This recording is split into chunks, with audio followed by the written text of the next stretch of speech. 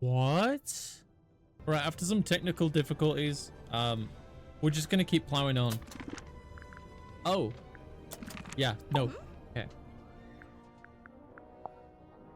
Okay, after some technical difficulties, we got it going again, and we're just gonna carry on.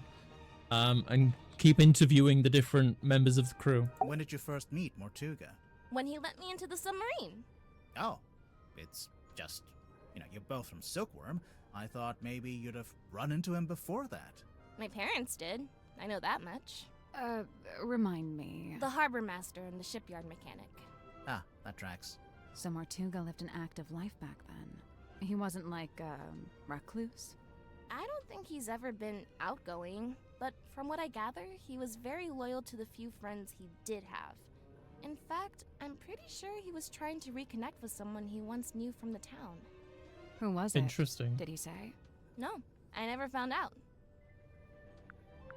I found out Mr. Grip wanted to be the submarine's navigator at one stage, but Mortuga never allowed it. After I became captain, I half expected Grip to come and ask about taking on the role. But he didn't? Nope. Would you have said yes? Of course. I have no idea why Mortuga didn't allow it, but Mr. Grip's clearly an expert. I would have welcomed his help. I wonder why he didn't ask. I'd guess he assumed Cynthia didn't want any help. Sorry, Cynthia, but you do give off a kind of I can do everything by myself vibe. Just a little. Feedback duly noted. What did she think of herself? You said you're 18? Where are your parents? My stepfather's still in Silkworm. He's too stubborn to leave, even though the town's pretty much dead. Whereabouts? The shipyard beneath the lighthouse. That's where I live, too. Sounds like it might have been an interesting place to grow up. It used to be. Nowadays, it's basically just a big pile of rust. What about your mother? I'm sorry. It's okay. So, Cynthia, why did you want to become captain of a submarine? Not a submarine. This submarine. Like I said, it's just the way it's meant to be. That's not suspicious. Mariana Moon? I've barely known her longer than you have. Do you know why she's on the submarine? I have to assume she was invited. So, what? Nobody's allowed on board without being invited? Naturally. Who invited you? Okay, maybe I'm an exception, but Captain Mortuga granted me access and he let me stay. So it amounts to the same thing. Now that you're captain, you could tell Mariana to leave if you don't like her. I never said I didn't like her. I think she's very interesting. Wow. Sim's my best friend. Well, that's nice. She's really cool and weird, and she knows all kinds of stuff about illusions and magic and curses and psychics and haunted dolls. What a ringing endorsement. Curses? Oh yeah, Sim's obsessed. She's convinced that she's cursed, or even that she is a curse. That's why she wears that locket. I don't know. This sounds like kind of an unhealthy predisposition. Oh yeah, totally. I'm actually pretty worried about her, especially since, No? No. So it's looking like Sim was the last person to see Mortuga alive. They were both in that storeroom the evening he died. The Illusion Theater. Okay. Are we gonna ask about these clues? It's gonna be a lot of dialogue to get through, but... So, I noticed you're the captain, but you're not wearing the captain's jacket. I have my own jacket. This one stays behind glass. It's just the way it's meant to be. Okay, so what about your jacket? It's based on the one Mortuga had. See? The epaulets are kind of the same. Oh, I've been wanting to ask someone about this. How come Mortuga's jacket is like half a jacket? Apparently he didn't want to wear anything on his right shoulder.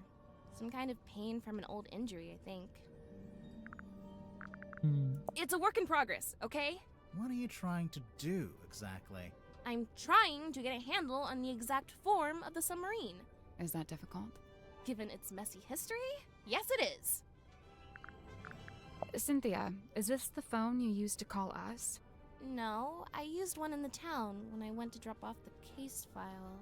I never actually had my own cell phone. Do they all have flashlights like this? Oh wait, that's a flashlight? Could be useful. It gets pretty dark down here. Interesting detail. What's with that wheel? It looks kind of like a shield. Does he have that in the movie? He has a wheel in the book, but it mostly stays attached to his ship, apart from one time it breaks off in a big storm. Cynthia, this map's got your surname on it, and the S from your signature. Oh yeah, Seafoam Harbor. I mean, nobody ever really called it that, but my mom was the harbor master, so yeah.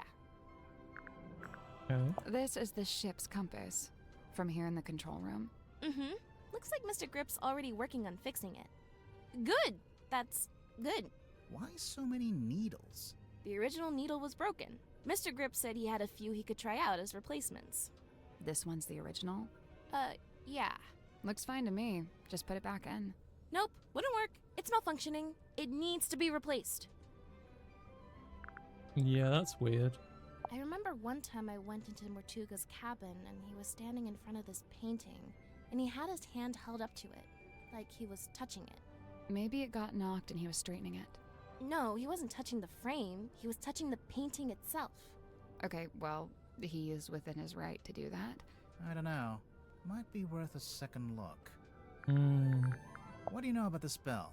That's no bell. It's got a fluted drive tip. A what? For a fluted socket with 6 flutes. Oh, yeah. I agree completely. I would never have guessed that, so I'm glad we're going through and, exploring all these. I know this ship. I used to look out my bedroom window and see it sitting in the harbor. Does it have a name? Something Selena? Precious Selena? Cynthia, this radio looks kinda like you. Aw, you really think so? Why did you take that as a compliment? Does it belong to you? Of course, I brought it with me. That's how I first contacted the submarine from the outside. You used the radio to contact Mortuga, and you asked him to let you into the submarine? Yep. Wait, so there's a receiver in the control room? No. Well, kinda. So, you know what, Kinda. never mind. Hey, there's a document in there. It's a piece of paper. I don't know if I'd call it a document. It's been typed. Apart from the title, which is drawn by hand. Oh yeah, it almost looks like a logo for something. That's one creepy book. Wait, are those initials? M? You're looking at it upside down. Am I? I remember this. My mom had a copy framed and put it up on our hallway. That's her in the photo. Yeah. Who's the other woman? That's her best friend. They were always going on little adventures together. And one time, they came back with a sea serpent. The silver snake. Also known as the silkworm serpent. Why'd they take it out of the ocean anyway? It was injured? They wanted to look after it until it recovered. Does it not have eyes? Is that Nope, Mortuga? No eyes. And its skin was rock hard, but shiny, like a gemstone. Where'd you keep it? In the shipyard? Yeah. Mom wanted to take it back into the sea, but she didn't want to leave it. She wanted to go with it. She wanted all of us to go. To go and live in the ocean. Mm-hmm. And that's why Mortuga...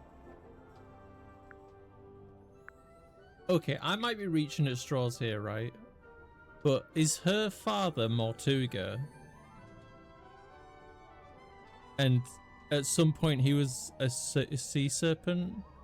And now, basically, they live in the ocean together, or they were supposed to. Do you know what this is? I don't know. Does it belong to Madame Tadpole? Oh? Seems like the kind of thing she might have fished out of the sea. Who's Madame Tadpole again? Oh, that's the large lady. In the case file, you said the cauldron had never been unlocked before. And nobody knew how to unlock it, except, presumably, Mortuga himself. So you think it got opened in the course of the murder? I see 3 possibilities. 1, the cauldron was opened before the murder. 2, someone opened the cauldron after the murder. Someone other than Mortuga. Naturally. And 3, the cauldron was opened during the murder. Like the murder happening and the cauldron opening are one and the same. Maybe.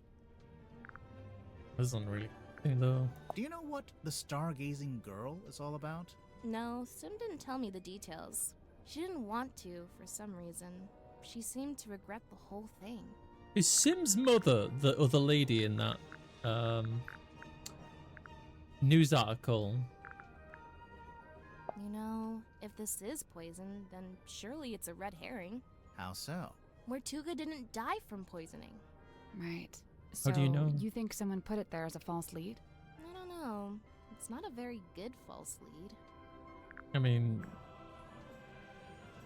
could be like 2 attempted murders. Baroness Fortuna. Who is she? She's the theater owner who adopted Sim. Did Sim like living with her? In the theater? Sim's reluctant to speak ill of her elders, but I get the sense that Fortuna wasn't very nice to her. Sun tablets? Yeah, for when you need sunlight, but you can't get any. Like if you, I don't know, random example, lived in a submarine. Hmm. I'm considering having this taken down. I'm captain, so I'm allowed to do stuff like that. Why would you want to take it down? It's just unnerving. It's making some of the crew uncomfortable. Some of the crew? Yeah, you. There he is, Mortuga's little mascot. What does he do?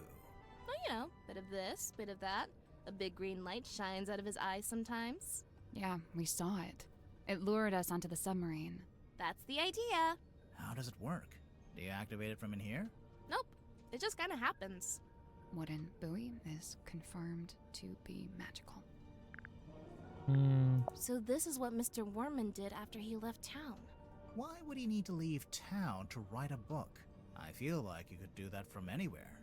It was probably more about making connections. You mean like in publishing? In anything.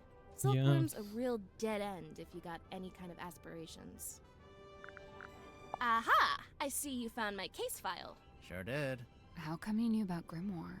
Oh, I read all about the Tangle Tower case in a newspaper. Oh, I it's the didn't know previous that got any game. press. Someone must have sold their story. I gotta ask, did Fiona end up leaving the tower? Or is she still there? Fifi? Yeah, she and Poppy moved out. Oh, good for them.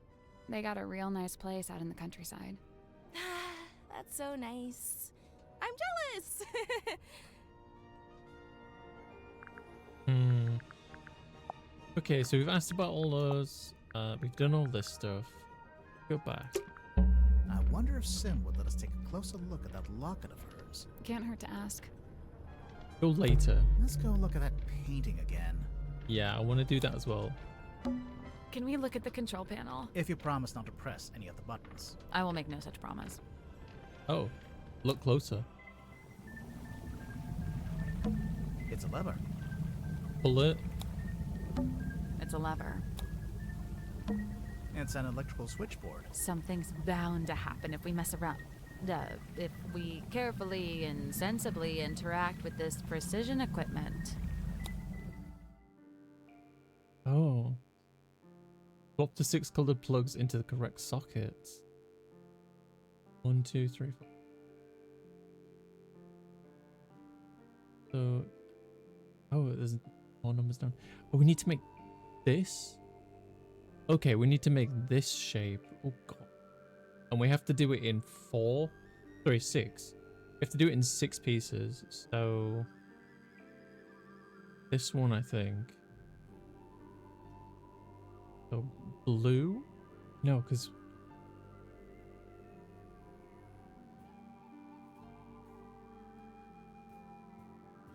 How are we supposed to cover all of this, like, down here in 6? I guess it's doable somehow. Why is there, like, red here and there? Oh, because it's... Oh, okay. So if we start with yellow, which is... Because it's straight down the center. So we want... this, I think. How do we... I wish I could, like, just unplug the blue and just see what I've got, what to work with. We need another line here.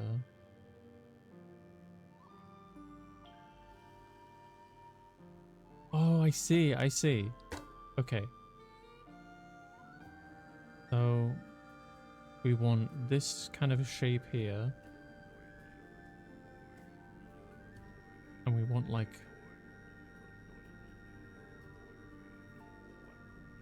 probably this.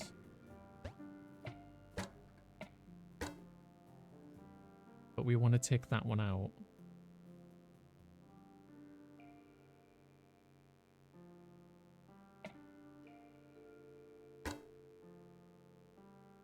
Take the red. We want... I get this one. Rid of this one. Because of that.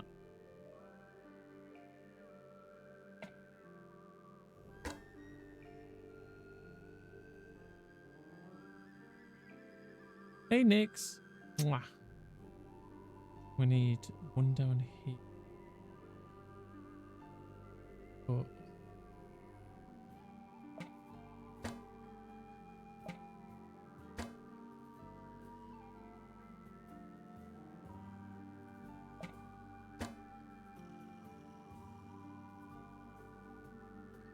got a donut? Oh, that sounds nice.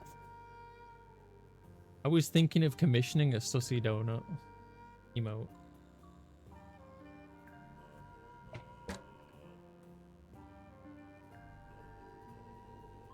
But I didn't end up doing it.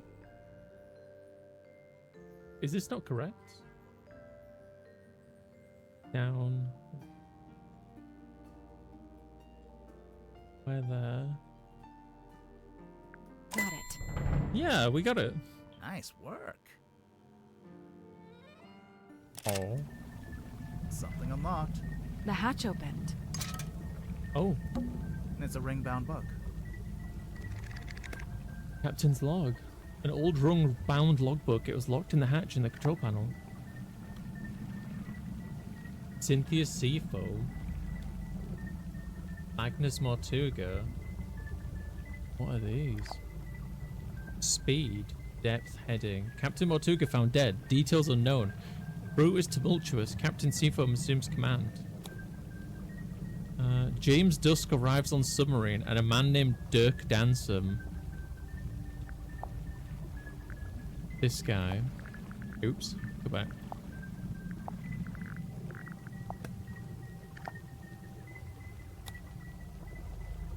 James Dusk. A girl named Cynthia Seafoam contacted the submarine by radio from a rowing boat. A woman named Madame Tadpole was found in the ocean. Zephyr invites a girl named Symmetry Silkmoth onto the submarine. Godric Grip rescued from hot air balloon accident. Zachary Zephyr sets up his equipment in the infirmary. Final reparations before we take submarine out for the first time. Interesting. A radar? Maybe some kind of underwater imaging system? Either way, it's a machine that looks out into the ocean. It's a kind of waveform. I think this is for listening to the ocean. What are they expecting to hear? Sea monster of some kind. It's a depth meter. Shows how deep we are. Grimoire, if you had a depth meter, it would say 0. Whew. Wow. Proud of that one? Damn. Looks like something's missing here. Something with 3 small holes. Bowling ball? Coconut? Pull the levers. It's a lever. Oh. A sheet of glossy paper came out. I think this is how they print out stuff they see with the radar machine. So, is there anything on it? Did it see anything? No, nothing. No, A sheet of nothing. gloss- Oh, okay. Oh. There's nothing there. It's a lever. A little card came out. It's got a bunch of numbers printed on it. Oh, I guess it shows the daily readings for the depth, the speedometer, and the heading. I wonder why you'd need that. Insurance purposes, maybe. Oh, the ship's wheel. Don't touch it. I won't. That was not convincing. Wheel find the control. Why can I examine? Down periscope. Down periscope. That was fun. It's a throne. It's not a throne. Oh, well, what is it? Well, it's the captain's control chair. There's a label taped to the back. Maybe it says what kind of chair it is. That's not a label. It's a whole document. Oh. Typed document that was taped to the back of the captain's chair in the control room. There are 2 handwritten signatures at the bottom of the last page. Oh. This contract represents an agreement between the 2 individuals in the contention over the ownership and command of the Mortuga submarine. For their own safety and privacy, these 2 people shall only be referred to as A and B. Previously, Party A has been considered the legal owner of the Mortuga submarine and thus its rightful commander. However, a recent development has exposed that Party B is in fact the legal owner of this vessel. What? So that explains why she's got ownership of it now. This proves that Party B is the rightful commander of this vessel and all. Damn. But is that enough to kill for? I don't think so. There's a whole raised dais here. What's that symbol in the middle of the floor? An 8? No, it's an S. The C4. Interesting. Right. How come there's 2 different wheels? The big wooden ones for steering left and right. The smaller ones for diving and surfacing. Speaking of, what does the S stand for? Seafoam. Yeah, figured. Yeah. Oh, you found the captain's log. Sure did. How does it work? So, at the end of every day, you're supposed to print out one of these little cards with readings from the submarine's movements in the last 24 hours. Then, the captain signs it and writes about anything noteworthy that happened. So the card on the top, that's from the day Mortuga died? Yeah, I figured we should have a record of it. You took over as captain that same night? What of it? Nothing, just asking. There it is, in black and white. Signed by me, signed by Mortuga. Yeah, I can see. Where'd it come from? Mortuga wrote it. I think he used a typewriter. And what? He presented it to you? When? Well, no, because he died. So. But we've both signed it, so yep, it's binding. Any further questions? Yeah, how did you... No? Great, let's move on. Okay, that raises so many questions. So, it was her signature, not her mother's, according to her. And she said he used a typewriter, but the only typewriter aboard is the one that Worman has. So I'm guessing they faked that document, faked that signature as well. Ooh. So many questions. There's something in here, something to ask you. Yeah, let's go back to the painting for now.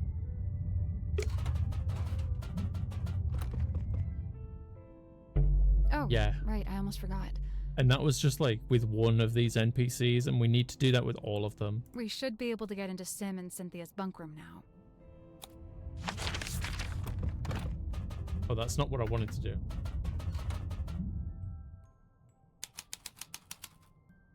Sim and Cynthia's. Okay. It's a pig. It's a safe in the shape of a pig. Interact with the parts on the safe until they're correct.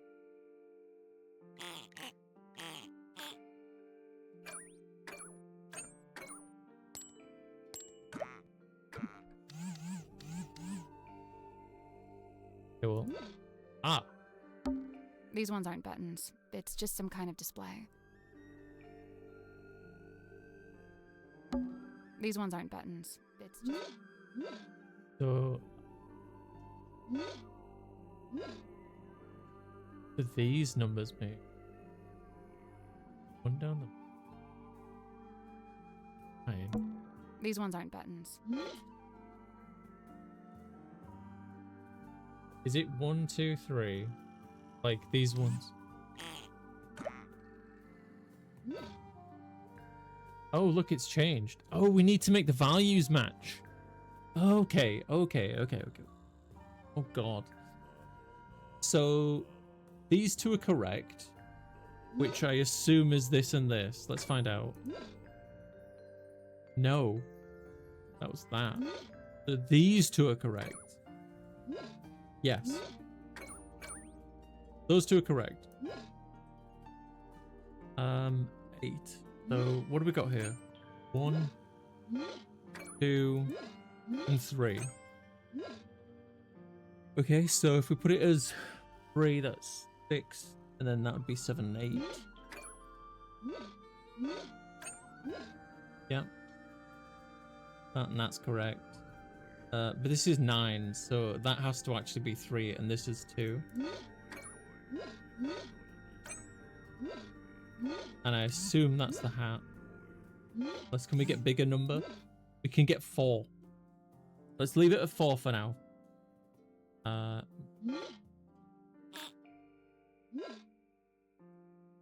8, 9. So that's correct here. But this is way too high. So this one needs to be 1. Okay. And this also needs to go down to 1. And that needs to go up by 1 if... I don't think that's possible.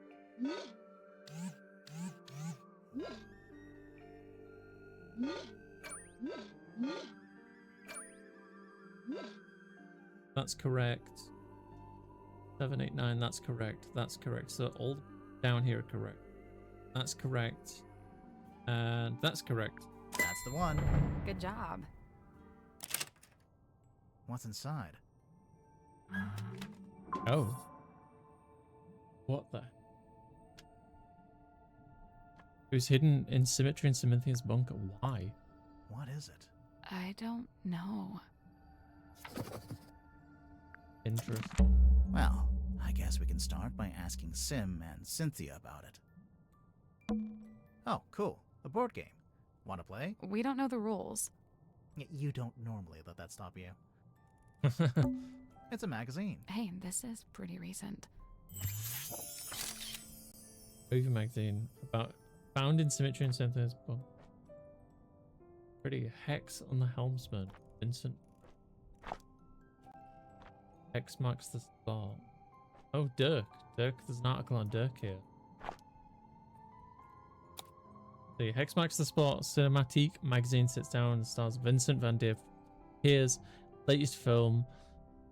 Since we last saw you, you've won Best Actress twice and released an eponymous folk rock album. How do you find the time? I always say I have the same 24 hours in the day as anyone else. So Julie, what attracted you to Hex of the Helmsman? I've always loved the mystery and romance of the sea, and the script is a beautifully dark love story. But most of all, I just like working with Vincent. There's a feeling of security there, like since he produces too. At this point in your career, you're clearly in high demand. I don't think there's going to be anything helpful in here, so honestly, I'm just gonna... Dirk joined in. Well, production paid for a personal trainer. I'm allowed to eat, and I'm not allowed to eat bread. So Dirk got a very small article. I think that's probably the takeaway from that. It's an origami bird. The movement of the submarine makes it look like it's blowing in the wind. Look at that little wooden house. Aww. Looks like it'd be a nice place to live. It's Cynthia's bed. How can you tell it's hers? Process of elimination. A framed photo. It's been hung from the pipe, so you can see it from the bed. Oh, wow. A mother's joke. Nothing on the back. It's a window. It must be a light, too, since we're underwater. They've taped yellow paper to it. So? I think they want it to look like the sun. Instant photos. The kind you have to shake. That's a myth, actually. You shouldn't shake them. It damages them. Well, that's my life turned upside down. True. Instant photos. That's a Well, myth. that's mine. A few drawings. A mouse, a girl, a leaf. They're, not good. You're right. They're great. Old books. Mostly fairy tales for young children. They've been stacked up into a little tower. It's a mirror. Sally, you can use it to fix your hair. My hair is perfect and does not need fixing. Sally's friggin' perfect. A little wooden box with art supplies inside. Interesting. Okay, so there wasn't that much to find in here. Let's go back here again.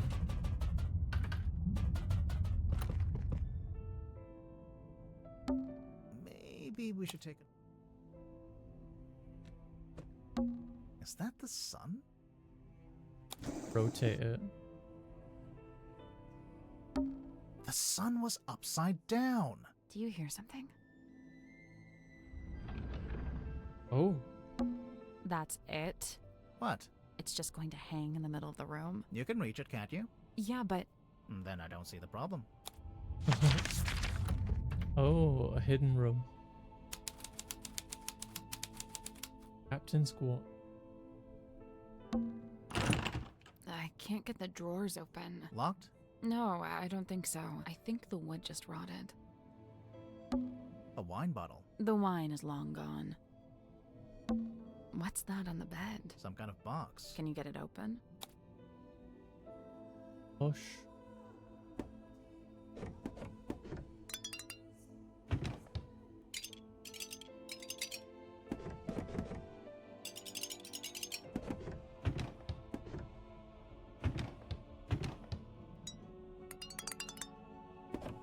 I feel like I'm missing something here. I hope we see some like Sally cosplayers at conventions and stuff. I think that'd be really fun. I don't think I... There's no way to open it. Seems Yeah. that way. Well, that was disappointing. Yeah. We just take it with us. That's fair. Oh, chapter 2. Box that would not open. What is that? It's a model town. Dang, why is... Cute. Really cute. Somebody hiding at the back? And is that Seafoam's parents? Why would he doesn't have handle that? The front, and it slides out. I guess that's the ocean. You can put the little model boats on it. Huh. Look closer. Oh. Swap the positions of the sails. Tap the boats to rotate them. Okay. Oh. I don't really... Wait, what am I...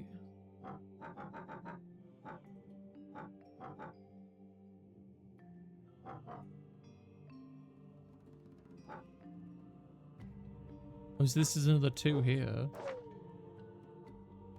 2, 2, and then if I do like this.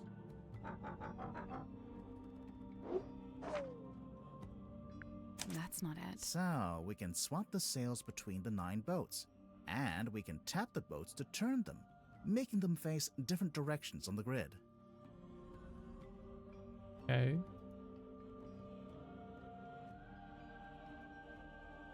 Oh, do we need to get them all to point at this?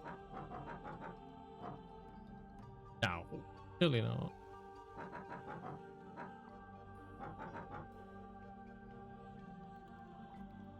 Two, 2. There's 4 2s. There's a 7. But there's no number 1.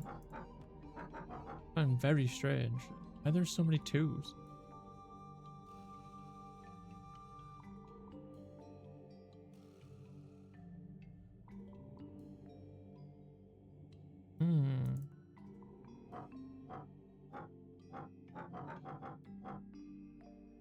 Do we have to...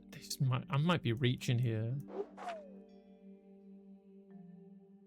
I've got to be reaching like 5 minus 7 is 2, right?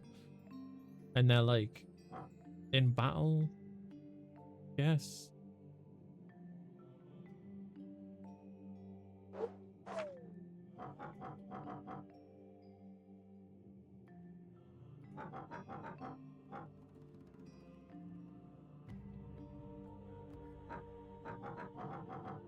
I don't understand this puzzle. I guess that's I wrong. think it's supposed to be a sequence. Like a journey. The start point is the arrow tile on the left side, and the end point is the red X. Yeah. It seems like the boats can only point in straight lines or diagonals. A bit like chess. Okay. Here, and then that. So is this like 3? And then we put 4? But then that one there.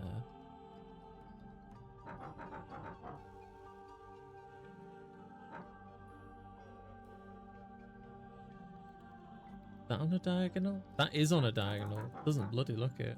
3, 4.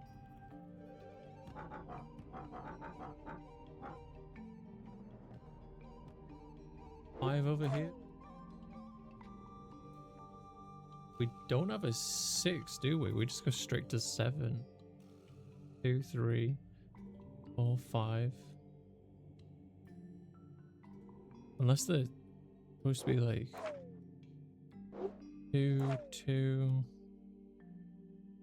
I know, it's so good, right, Nix? The art direction, the puzzles, the vibes, characters. It's no wonder it's getting 9 out of 10s and 10 out of 10s in its reviews. Really deserves them.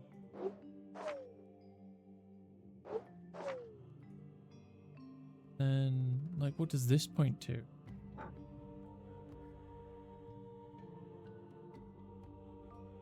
Yeah, please, Nix.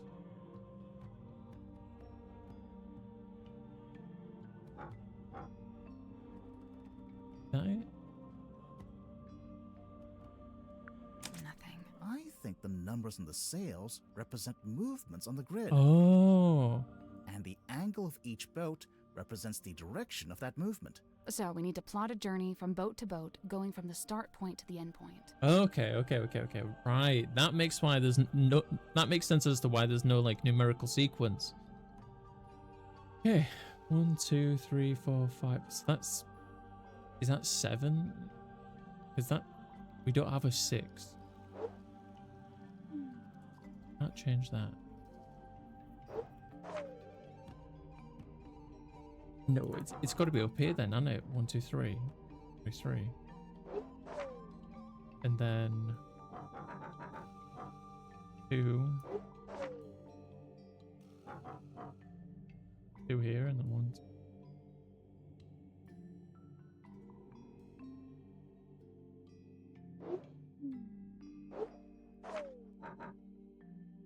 7.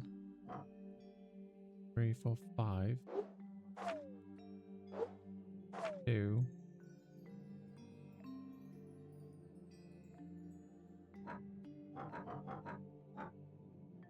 4. There's 4. Yeah. That's 2. I did it. Good job. The little lighthouse. It opened up. And there's something in there. Oh.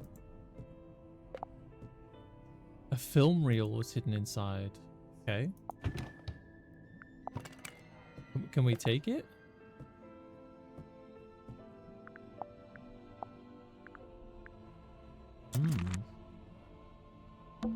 It's a model town. Open it. I guess we have to use it somewhere else. Don't know. So I get the impression, I could be mistaken, but there's like a percentage for like clues and stuff, and it seems like the story progresses when we solve certain puzzles or pick up certain objects. Hey Kaya.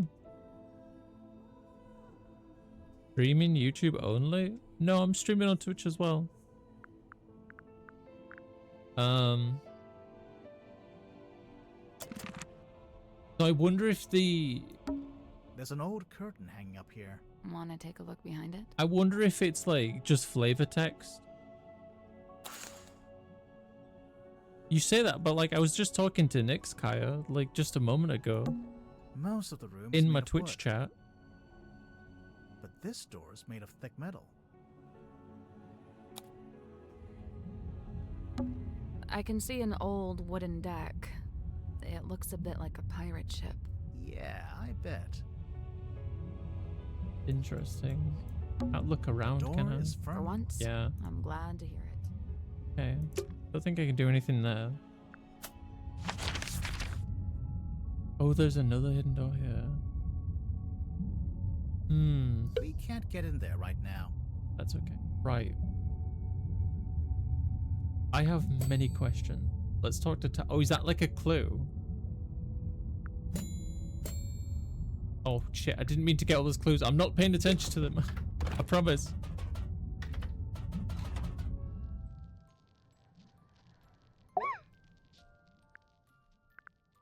Let's talk about the locket. Sim, could we take a closer look at your locket? I suppose so. Please be careful. It opened. You really think we should open it? I don't know. Maybe. It's up to you. Yep. What's in world? LL? That's not right.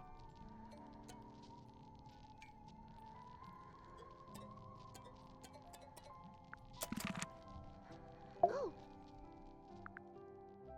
So we opened her up, locket. Oh, look, we've already done all of these. Or are they not important? Like, they don't give us any extra flavor? I guess we already did them, I don't know. the compass lies on Deathbed Dock, its many pointed bones askew. Hush! It now endures a surgeon's steady hand. You'll pull through, little compass. Against all odds, I've been inscribed upon this family tree, bound only by the bloodline of my matron's former kin. Your matron? That's Fortuna Fellow. No longer tied to fellow name, she styles herself as Baroness, whatever that's supposed to mean. Sim, look, you've got two half-brothers. Kinda. Only in the faintest terms, but there they are, Flint and Felix. We've actually met Felix. Would you believe that? No, Oh, well, we did. I guess that's the previous game as well. an effigy of Dansome Dirk, or doth it bear the form of former fallen captain? Technically, neither. Employed it be to speak with unseeable souls? Assuming you can get signal. Who'd have thought that Dansome Dirk, of all our kin, is playing host to Hidden Ghost? She tries her best to honor fate and call it by its newest name. Cynthia? I will admit, in quiet hours, the former name returns. What's the former name? Need you only glance beneath a single slip of paper? Oh. Both she and I hath mothers lost, and both a token keep. Unlike you, though, Cynthia's not wearing hers. Cynthia's already got a cool jacket. One that actually fits her, too. And stitched it I, at her request, with mine own hand. Really? When did she make this request? Some long while ago. Before the murder, huh? You've been planning this for a while then. The numbers spoken by the ship, they falter, flailing weird and wild, as if she seeks to speak, yet lacks the tongue to voice her troubled thought. I tried it once, Tried what? to turn the wheel, to steer the ship. Oh, how'd it go? It did not. I was too weak. Do you remember when Cynthia first got hold of this? I saw her running from the bridge, all pages clasped in hand. Where was she taking it? In a hurried hurry haste, she was bedchamber bound. Wait, all pages clasped in hand? Yeah. Both pages, surely. But mere semantics, sir. There she is. Who? I don't know. I've never seen her with my eyes. I've only ever heard her voice. When? At night, when half asleep. Half asleep or asleep? What did she say? I wish I knew. Oh, how I wish I knew. If you've never seen her, how'd you recognize her from the photo? I cannot say. May I ask where you found it? Actually, it was in your bedroom. Oh, this is what Cynthia was hiding under her mattress? No, we found it in a safe. Oh, But now I feel like we should check on Cynthia's mattress. Hmm. This is Dirk's, I'm guessing. you guessed correct. Kind of him to lend it to you. Yeah, I'd imagine it's kind of precious to him. Au contraire, he spoke of it with sulk and scorn. Glad was he to see Oops. it gone. Yeah, he's salty about the small article. A portrait of fair Cynthia's youth. Sim? What's wrong? Mine eye is drawn against my will to she that lingers far from frame. The ship in the background. No, it's What this about it? creature here. A sorry, sorrowed tale has she, for never fully wrought. Left to rust in stillborn state, the dream forever gone undreamt. Dusky box of dark allure, I cannot turn mine eyes. What lies within? We're still trying to work that out. Any guesses? Surely some solemn secret, dark and dreadful.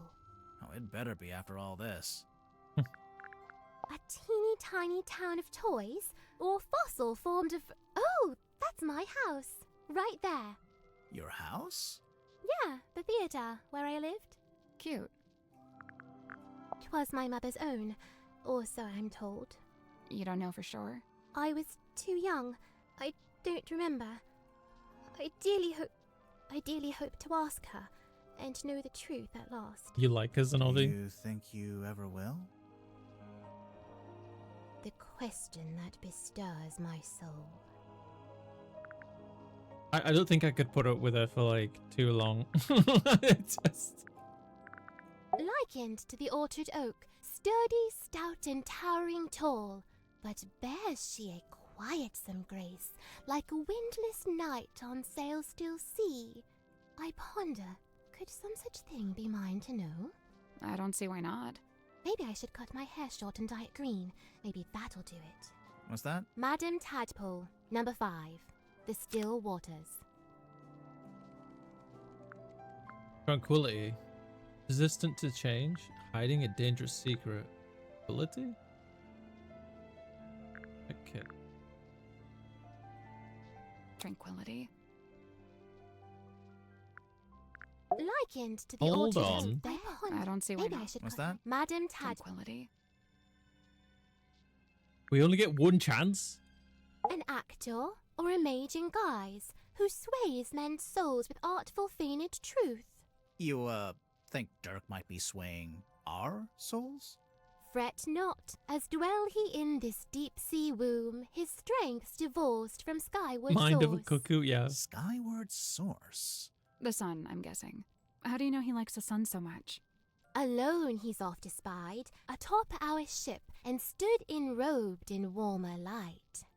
Dirk goes up on deck a lot, huh? And by himself, I wonder.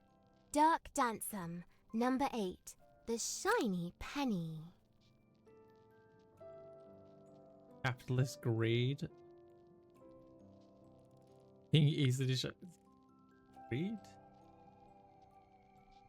Capitalist greed? I don't know if we get any of these.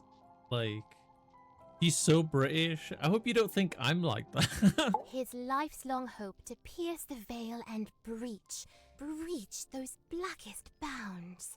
Solitary once, no more, for help is found in frightened form of fair and freckled face. She You. gets herself. I'm following. Yeah. A tongue is set in chamber dream and chained to lofty quest. Then lo, a shock! Dismissed, bespurned, rejected, my lonesome purpose lost. Why'd he do that? Zachariah Zephyr, number 3, The Entangled Dream. Deceiving yourself, losing weight, over ambition.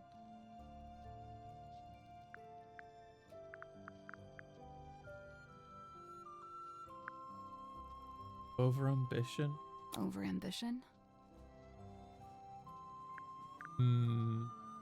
I did Kaya, yeah. UPS should be fine. He'd dreamt our ship some boisterous boat, where tensions flowed and tempers boil. Alas, upon inspection showed, our home fell plenty short.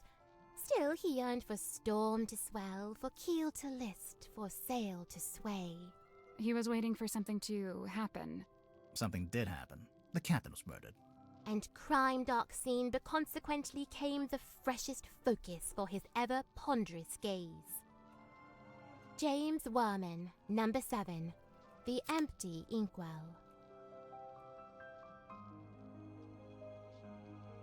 Apathy. Apathy? Like jagged face of coastal cliff, cut coarse by storms and swells of life long spent. Sleep a scant solace, bedeviled by a dream dug deep in folds of ever-furrowed brow. His broad form stood, once ox-strong and stout, now more malediction than man. Doomed to dwell down in the dark, the once light of a life once lived, now too luminous to look upon. Magnus Mortuga, number 1, The Turning Wheel. Taking control, a change of fate, meeting your destiny. The turning wheel. Change of fate? A change of fate? Despite all his whims and wayward ways, his heart beats hopeful, kind, and keen. His whims, like how he talks to a wooden stick. When first we met, when first I came, he had not yet his cane beclaimed. So, where'd he get it from? The cane. Wrought it he by his own hand, composed of cast-off scrap and scrounge. Really? Did Grip live down in the engine room, even back then? Verily, he seeks it out, that engine's heart, for clank and clamour calm his core. He likes how noisy it is. What's wrong with him? Godric Grip, number 2, The Broken Compass. Being lost or trapped, making immoral choices. The dismissal of guidance. Dismissal? Guidance?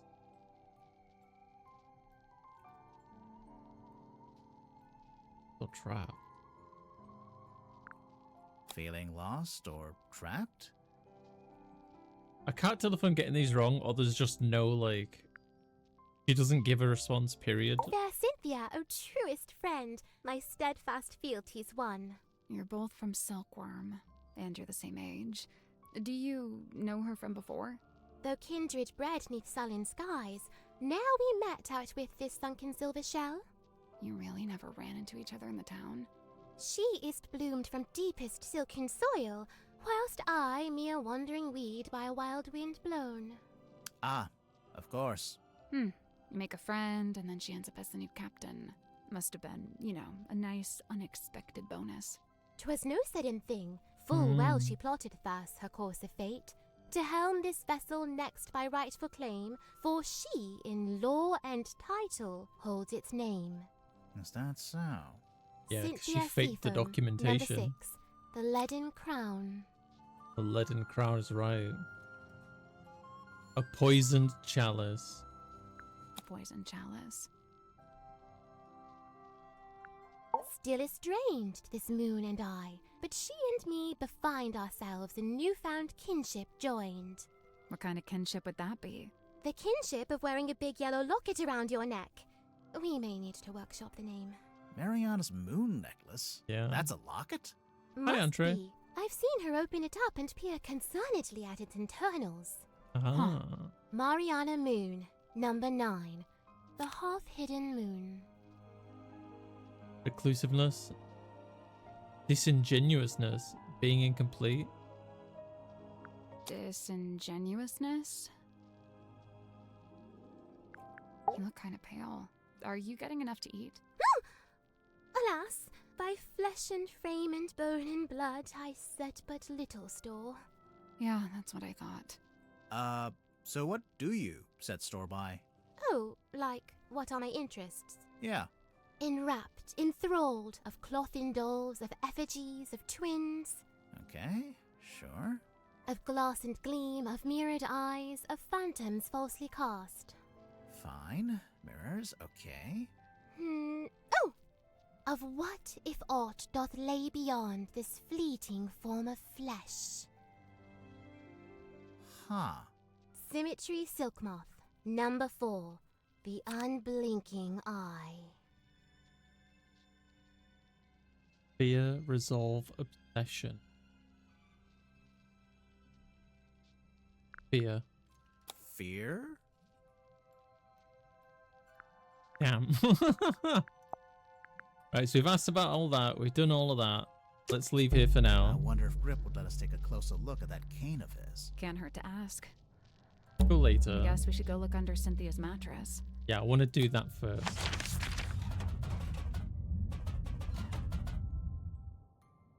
This is how British people talk. It is It's not. Sim's How bed. can you It just tell? has her energy. I hate to pry, but Open it. It's a deed of ownership that's been signed by many different people. Who are all these names? Originally handwritten by Solomon Stonetop, may be presented as proof to one's ownership of the property in Silkworm on Sea, known as Stonetop Inn. The following individual is now registered as the Stonetop Inn's certified proprietor and landowner. Magnus John Drummond. I've come to see you before I leave, but you're asleep. I don't want to wake you up, as I know you need to recover after what happened. The mark she left on your shoulder hasn't faded, so I think it might be permanent. Luckily, I think it looks quite heroic. Okay, so they're talking about the wound. I'm leaving my cabin key with you as well, so I can always keep an eye on you. But no, you won't actually need to use it. Nobody will. I'm having the Dearest Selena decommissioned. And that was the submarine's name, I think? It's over at the Drummond shipyard, and they're going to take it apart. Told Don he could strip it for parts if he wanted. As for our cargo, the bell and the boy are in my room, and I've returned the mermaid's tongue to its resting place. Interestingly enough, Mermaid's Tongue was the original title for this game. Please try not to dwell on it. Magnus, I have to leave Silkworm tonight. I'm giving you the inn in your name now. Hopefully I'll see you again, Felicia. Okay. If this would be how British people talked, I'd drop out of uni with the first. Right, so we still can't access these rooms. So I guess we should do more interviewing. It's been a while since we talked to her, so let's do that. Yeah. Suspect or clues? Cynthia mentioned the ship's compass broke. Looks like Grip's in the middle of fixing it. did Cynthia say exactly how it broke or what was wrong with it? She just said it was acting erratically. Silkworm on sea. Let's see. Magnus, Grip, Worman, Cynthia. Oh, and Sim. Those 5 are from the town. Or they lived there for a while at least. You think they all knew each other from before the submarine? Magnus and Grip knew each other, I think. They lived opposite, see? Oh, yeah. You know, I think I'd make a pretty good action figure. Maybe a bath toy with little legs that kick when you wind me up. I'd buy it. I kind of wish Dirk hadn't brought that onto the submarine. Why? Feels like it breaks some unspoken rule, having contact with the outside world. I guess now that Cynthia's captain, she wants an up-to-date blueprint of the submarine. Why was there an out-of-date blueprint? The ship has kind of a complex history. She's been through a few different phases, lived through a few rough patches. Hi Brad, how you doing? It's custom made. See the S emblem on the epaulets? And on the back? S for what? Seafoam, obviously. So why isn't Cynthia wearing it? I guess she'd rather keep it preserved. Take care as an LV. And if you're worried about missing any of this, it's all going to end up on YouTube as a video. Magnus really wasn't one for record keeping. Well, he did make a few entries, though. Looks like it's just each time someone new arrives on the submarine. That makes sense. He was always people-focused. human interactions, relationships. It's what he considered most important. Interesting. Magnus used to let me steer. He even taught me how to do it. Sounds like he was setting you up to be the next captain. I don't know about that. I bet he was. Looks like Mortuga chose to use a typewriter for this. To make it more official, maybe? It's more that he didn't like writing by hand. He'd even sometimes ask me to write things for him. Like what? Oh, just little notes, you know. That's suspicious. Tadpole, is this a photo of you? Why'd you say that? It's an underwater photo, and it kind of looks like a woman's face. I just thought... All mysterious underwater women look alike, is that it? No, I'm kidding. For the record, I don't think it looks like you. Right, it doesn't. In fact, it doesn't look like anyone. Yeah, see, this is what I'm talking about. Dirk looks way better like that. The beard, the long hair. She's the great, right, outfit. Tom? You like the rugged pirate look, huh? I can't help it if I have a type. I'm with her. There it is, on the left-hand Yes. side, in the big tank of water. What is it? Some kind of sea creature? I think it's the reason they built the submarine. They built a submarine to house a sea creature. Mm-hmm. I don't understand. Where would it live? Wouldn't it need to be in water? Yeah, there's a special area of the submarine that can fill up with seawater. Where? You're standing on top of it right this second. Do you know what's inside? No, it must have been something, though. There's no way all this kicked off over an empty box. What do you mean? As far as I know, that box is a very recent addition to the submarine. I think it may have been the catalyst that led to Mortuga's murder. Now I really want to know what's inside. Is it the real deed to the submarine? Magnus carved and painted it himself, so it's very specific to his life. It basically only shows the buildings and people that were relevant to him. I noticed Mortuga himself isn't on there. No, I think he's somewhere else. I'm surprised Sim let you see it. She's normally pretty guarded about it. Do you know why she wears it all the time? It's some kind of family heirloom, I think. The Stone Top Inn. That's where Magnus lived, back before the submarine. He lived in the inn, but he wasn't part of the Stonetop family, surely. No, I don't think he had any family in the town. Interesting. Okay, let's ask about suspects. Let's start in reverse and go this way. Sim's quite delicate. She's got some real self-worth issues. She's kinda eerie. Mm-hmm. And she's got this 1,000-yard stare, like a rabbit in the headlights. She's got a unique way of speaking, too. Yeah, I'm still not sure how much of it is sincere and how much is residual from her time performing on stage. I have heard her talking more normally, though, when she's with Cynthia. What about Oh. Sim's parents? Orphan. As far as I know, she was homeless for a while, until the system picked her up and she got moved into the theater. So, she's never had any kind of normal life. Nope. That 1,000-yard stare's starting to make a little more sense now, huh? I couldn't believe it when she showed up. I swear this submarine is like some kind of giant sink strainer. You know Mariana Moon from before? Yeah, we've crossed paths. We very briefly both worked for the same guy. What guy? Doing what? Performance art. Mariana's act was storytelling. What about? The show I saw was about the history of Silkworm on Sea, with a focus on all the rumors and urban myths. This was before I'd even been there myself. She even mentioned the rumor of the Mortuga submarine, how she'd been in Silkworm looking for it. What was the rumor? Just that there was supposed to be this haunted submarine with a captain who got cursed to live underwater forever. Sounds made up. I know, right? Is this gathering info or gossiping? It's both. Little Cynthia. She's cute, huh? I don't know if that's an appropriate way to talk about your captain.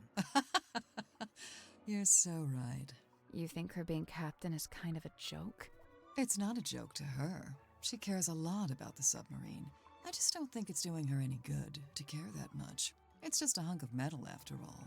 And wood. Some of it is made out of wood, I noticed. Did Mortuga want Cynthia to succeed him as captain? Did he ever mention it? No, I'd say he probably felt the same way I do about it. Which is... That she's too young and too bright to be living down here in the dark. She wanted it. She faked that documentation. I'm so sure of it. I know he used to run a shop selling compasses or whatever, but from what I gather, he knew it wasn't really his life's calling. Although he seems to have fallen back into it, so I don't know what's going on there. Creature of habit, I guess. If Grip Trauma. didn't actually want to work in a shop, what did he want to do? He wanted to be the navigator for the submarine. He'd probably be pretty good at that. Problem was, Magnus didn't need a navigator. Didn't want one.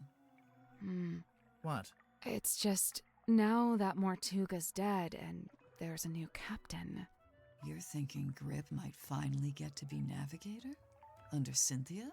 Maybe. I don't know. I don't think Grip wants to be Cynthia's navigator. I think he wanted to be Mortuga's navigator. Why specifically Mortuga though? I really liked him. He wasn't like anyone else I've met. What did you like about him?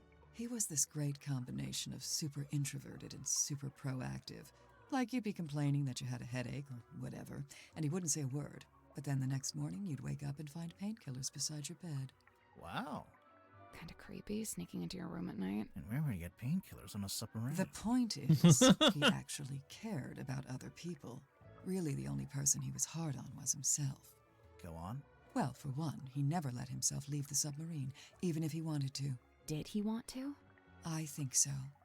Then what was stopping him? I wish I could say.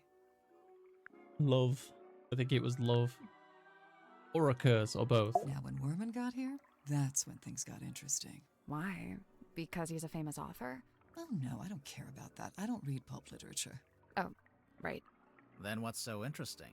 Okay, so, Werman's from Silkworm, just like Mortuga.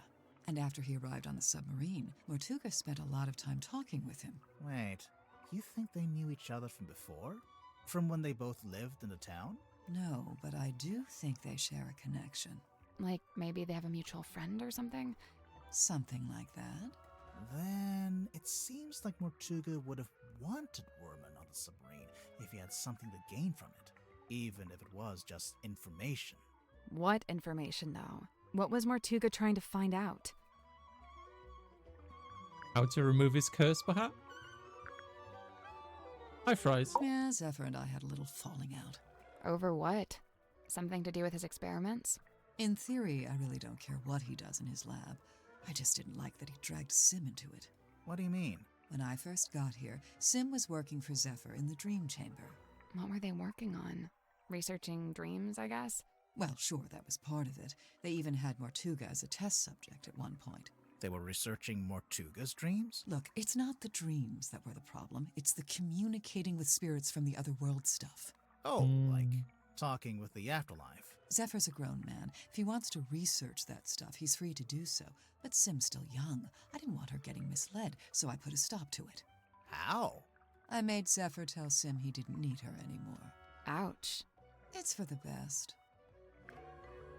Dirk's got a little crush on me, pretty sure. Cute. He's a good egg, but he's not my type. I don't go in for the Boy Scout look. Now, if he grew a beard, I'd be open for negotiation. Sure, I could see that. Sorry, could we maybe talk about something more relevant? That's all the information on Dirk. Miss Tadpole, you said you were an Olympic-level swimmer. Oh, sure. They never let me compete, though. I got banned way back when I used to swim in regionals. Why? What did you do? Nothing. They just decided I had certain physical abnormalities that made it unfair to the other swimmers. That kind of sucks. It's whatever. I never really cared about competing anyway. So what did you do after you got banned? Oh, you know, left home, traveled, got a job, quit that job, traveled some more. And, have you always been green? Oh, you finally built up the courage to ask, huh? No, it was a reaction to some chemicals we used in a little water tank I used to swim in. The doctor said it's reversible, but I couldn't afford the treatment, so yeah, I'm green. Okay. So she wasn't always green. Oh, those are actually tattoos, Brad. Yeah, we found that out the last time we played. The gills are tattoos. Sally, how do you feel about swimming? Nope, not happening. Chest down It's there. a treasure chest. We can't reach it while it's underwater. What a tease. That's what she wants, you think? You know what? You might be right. So we didn't really gain much from that, fortunately. That's a big mirror. It's the kind of mirror you'd walk through to get You've been to Mirror World? on What's it like? reflection. Yeah. It's a ladder. I imagine. Oh. Or, you know, you could use it to... I don't think there's much else in here, unfortunately. Okay. Now, I don't think we examined Zephyr's room very much last time, so let's have a look around. Because I don't think I examined his room because I was rushing a bit. Yes, last time. It's a weird glass bottle. It is the hex bottle. Yeah, I knew that. Oh. Strange object floating in. Oh, what the heck? Floral smell gently emanating from within the bottle. It was found in the dream chamber. What's on those wall charts? Sacred geometry. Is that a heavy metal band? I mean, Probably. What's on those wall charts? sacred geometry. a- I mean, That's the same. It's a weird metal helmet. It is the dream helmet. Of course it is.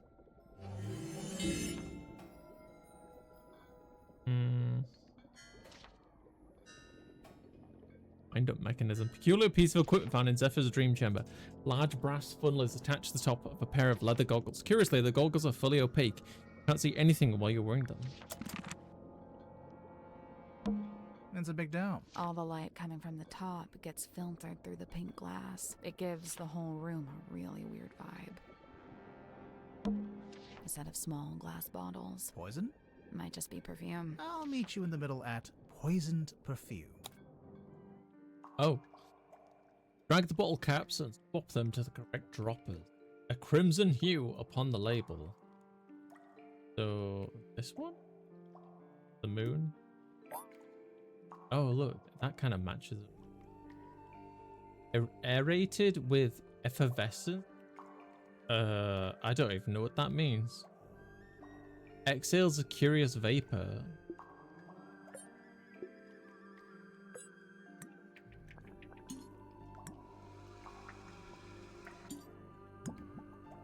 Oh, that one's like stuck in there. That one's the vapor. Okay, so got this one and this one. Okay. Conspicuous X upon the label. So the eye goes in this one? Is that right? Gotta be. Gluttonous viscosity. So the hand is gonna be this one. Drips all with a hurried cadence. That's definitely not it. That's it. Got it. There we go. Nice work. Is anything going to happen? Oh, The glass moved. let's take a closer look at that bookshelf. This one's not really a book. Looks more like a magazine. Caretakers Collective Quarterly Journal. Hell. Lillian's Locket. Silver Six Skull. The Mermaid's Tongue. The Golden Palm.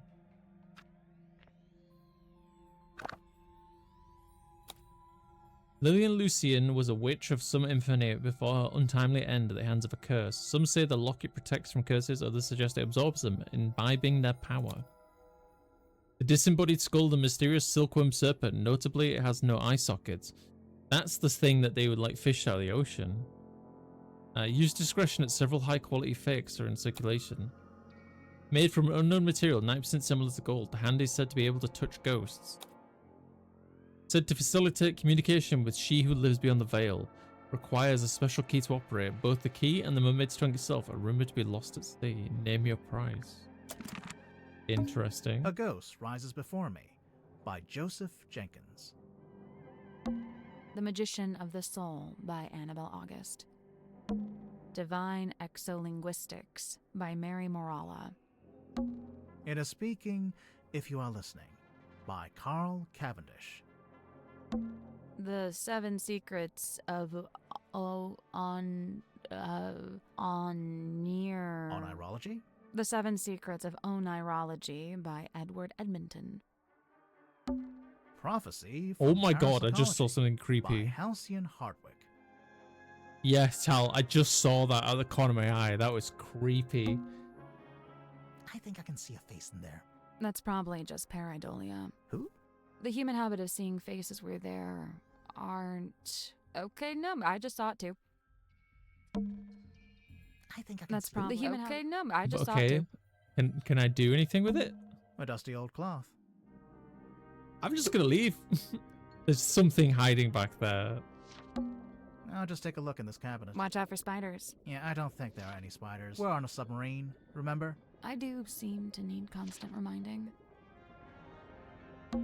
Big glass bell jars with creepy things inside. If I had a penny for every time we go somewhere and there's big glass bell jars with creepy things inside.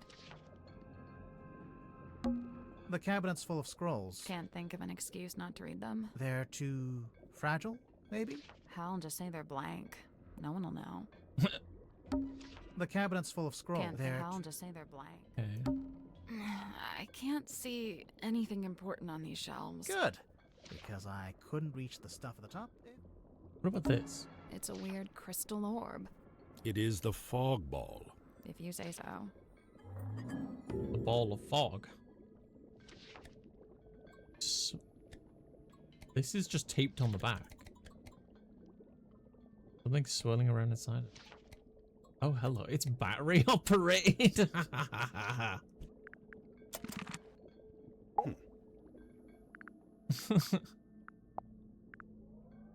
Oh, we gotta go through all of these. Oh, what the? Where do you get this from? It is on loan from Miss Silkmoth. So it's for some kind of magic trick. I thought it was a crystal ball, like a fortune teller would use. Indeed, it is a divining orb of a sort. However, I am not using it to see into the future, for such a pursuit is not but folly and nonsense.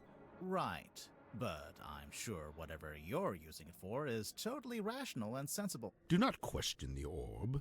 I'm always telling him that.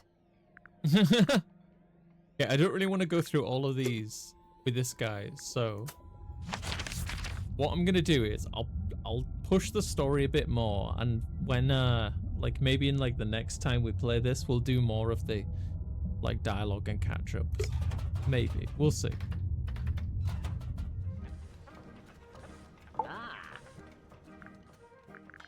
The You wish to king. converse with Cornelius? He'll be thrilled. Yes. Remove. What? The bandage around the middle. Why? I'm just curious. Remove the hat. Obviously. Oh. He's all shocked. Was that even helpful?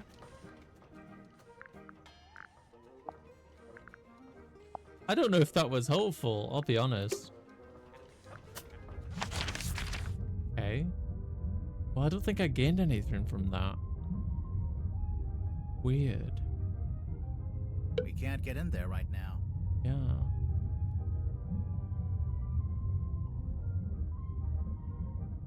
Go back here, is that?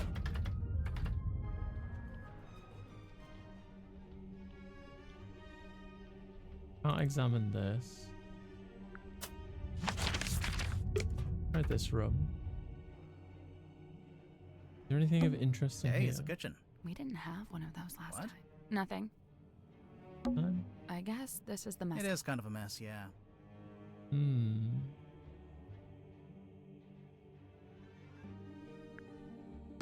The ladder leading back up to the parlor. Okay. I guess all I can do at this point in Go time outside right now. is just continue to interrogate the crew members. So let's go. He's the person like I'm quite suspicious of at the moment, but also her, to be honest. Let's go to Miss Moon.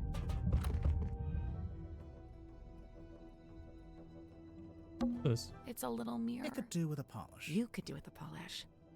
Okay. It's a pizza oven. No, it's a furnace. For heating the submarine. Right. But you could put a pizza in there. Ah. Would not be wise to do so. Right. Still some object. Cornelius Kane. Oh. Oh, maybe we're supposed to talk to you about the cane now. Oh? Why does it have a bandage around the middle? Cornelius? Oh, he fell down the stairs. The clumsy old thing. On a submarine. It's all just ladders, isn't it? I promise you that's not the issue I have with that statement. Oh, that wasn't as helpful as I thought. Okay. Alright, we'll just go through them with him A then. crystal ball. Oh, how quaint. What's that? What's it for? Oh, you know, the usual. Whispering questions into the great unseen beyond, hoping without hope to get a response. Good heavens. Something catch your eye? Rumored to be lost at sea. Requires a special key. Is that right? The mermaid's tongue? Do you know anything about it? No, can't say I do. Uh-huh, Based on this, sure. I wonder if it may not even be real. After all, there isn't even a photograph. That's just a drawing. Mm-hmm. Do you know if Zephyr made this himself? He must have done. He didn't have it when I first got here. In fact, I'm pretty sure he measured Mortuga's head to get the shape right. There's some kind of pattern. It almost looks pictorial. Does it mean something? It might do. I imagine poor old Zephyr's been trying his best to figure it out. Grip, what do you know about this document? Ah, yes. I believe it belongs to Cynthia, and she gave it to Mortuga shortly after she first arrived. The Indeed. Okay. Bingo! Lillian's locket in the flesh! And Lillian is... who? By all accounts, some kind of sorceress. How come you know about this? Well, it's a brass trinket, and thus it's often placed within the jurisdiction of my expertise. Okay. A quaint little pretense of silkworm on sea, as beheld in the mind's eye of one Magnus Mortuga. Did you know Mortuga had made this? I'd seen it once or twice when he was first working on it, but I always got the impression it was something he wished to keep to himself. Did you open it? Not yet. We don't know how. Have you tried pushing the diamond thingy? That was the first thing we tried. Perhaps you need a key. Personally, I think we just need a crowbar. Mood. Oh, yes, I remember hearing about this. A submarine constructed by the harbour master and the shipyard mechanic, who I believe was her husband. Where'd you hear about it? Just gossip from around town. Uh-huh. Are there really only 2 characters? It's just a poster. I'm sure there are more in the actual film. If it sticks to the novel, there actually might only be 2 characters. Goodness Oh. me. What's it a photo of? Well, it's a face. I suppose we can agree on that. Doesn't look like any face I've ever seen. No, well, perhaps you ought to count yourself lucky.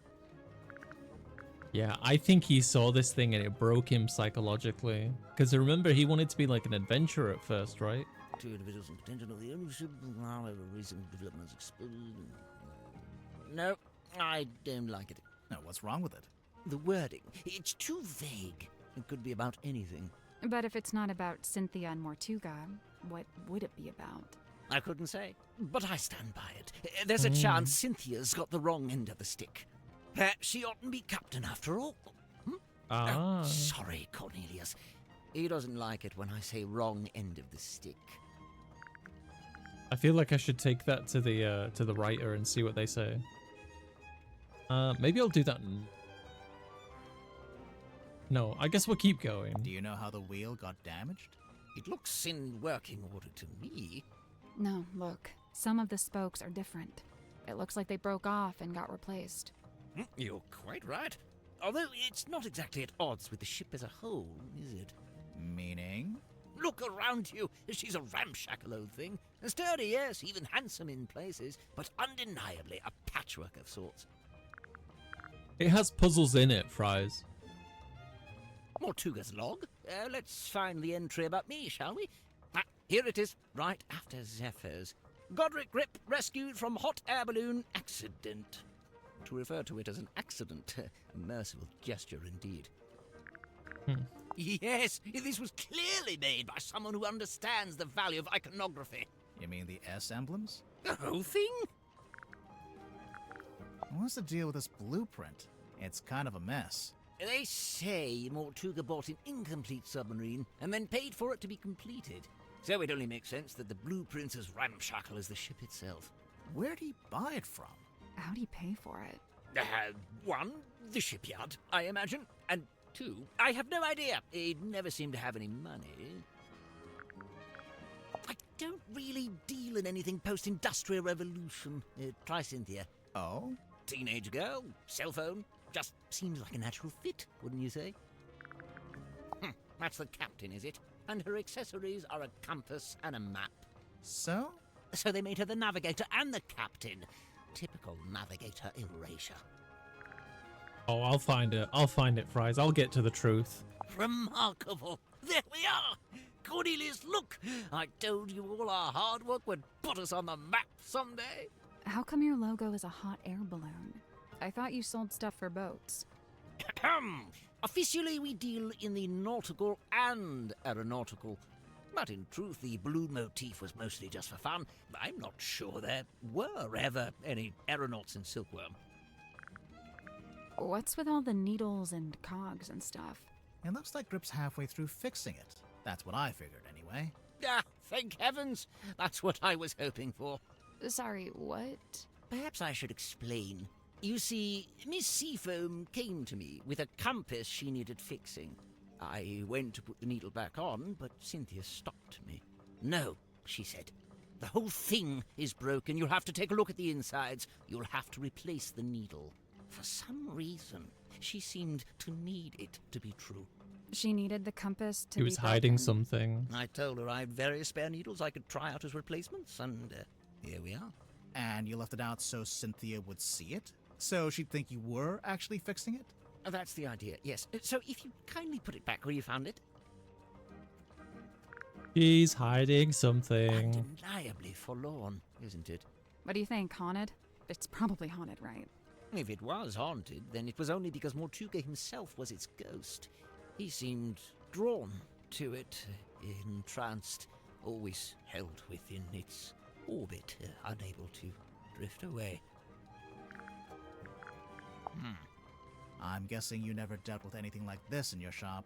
No, it's too big for one, and it's not exactly navigation related. What's Oh. wrong? I don't suppose you know what this is. This little part sticking out the back. No, I barely noticed it, to be honest. Oh. Oh yes, Mortuga's little model ship. He always kept it on his desk. Although I'd wager it's more than just a paperweight. Is it based on a real ship? It's likely. Mortuga did have a ship, or rather he worked on board one. I very much doubt he was the owner. Do you know what this is? Oh, I'm not sure. Maybe something left over from when it was painted?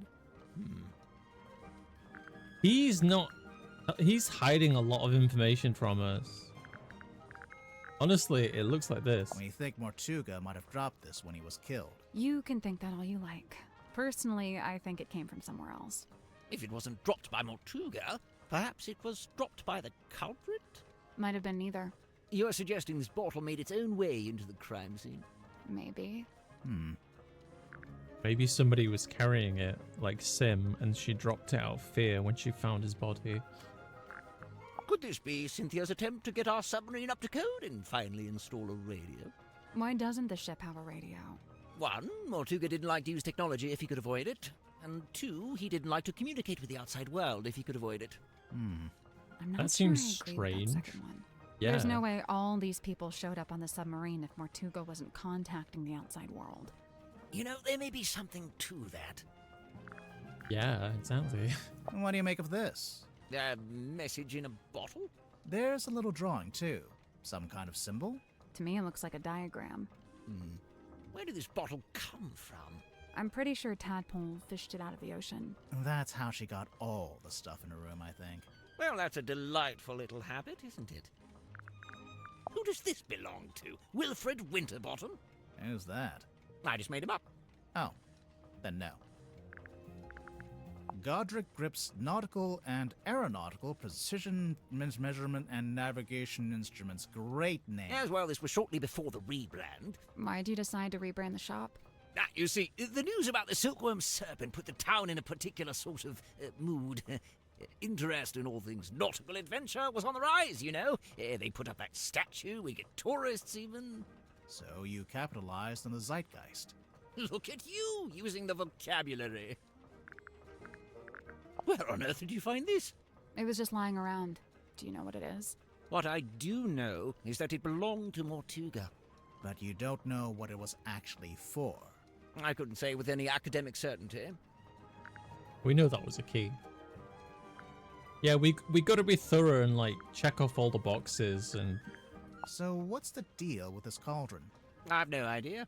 Really? I figured you've been here a while. Surely Mortuga would have mentioned it. He never did. Seems like he was keeping it secret. From who? From everyone. Why would it need to be a secret? Maybe he just wanted it all for himself. Yet whatever was in there, I mean.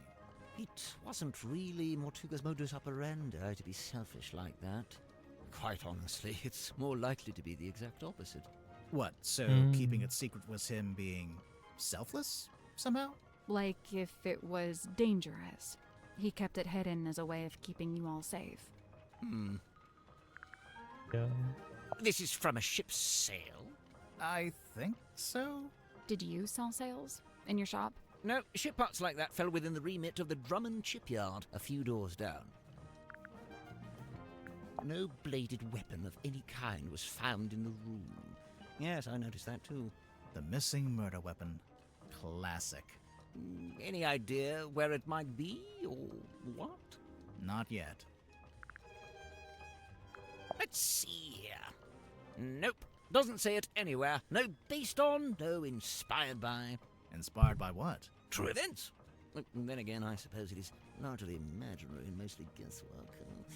I'd imagine that gets him off the hook. When it comes to doing puzzles, do you have a list of important things for each character? Not really. I'm sort of keeping like a mental track of suspicious activity and such. Wonderful, isn't it? Cornelius thinks it might be his great-grandmother. For all I know, he may be right. It belonged to Mortuga, I assume? Yes, and to me it sits right alongside that iron bell in his office and that stone cauldron in the storeroom. Together, they form Mortuga's collection of inexplicably cursed-looking nautical artifacts. Yeah. Maybe they do form a set. Ah, yes.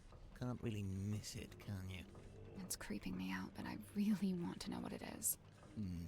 I wouldn't lose sleep over it if I were you. He's seen it. Is that a sun? Probably. Although it could be a wheel. Oh, yes, wheel tablets. Cornelius tells me he spotted Miss Silkmoth drawing this while she was in the mess hall. What's it a drawing of, exactly? Let's have a look, shall we? Ah, that symmetry, I assume. And she's sitting on the cauldron, facing a window? Looking out into the window.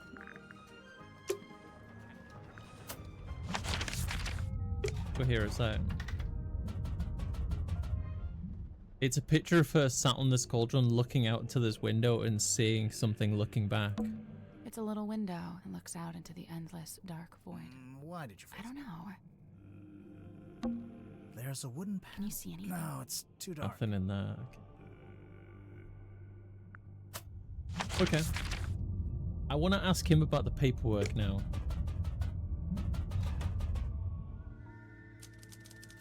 Ah. Oh, we didn't ask about the people, the suspects. That's fine.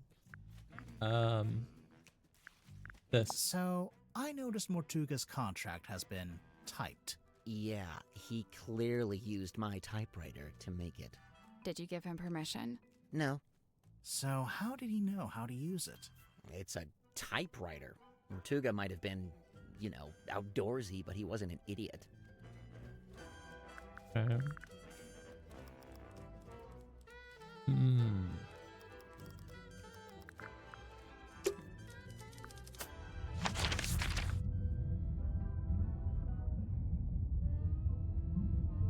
want to show you something.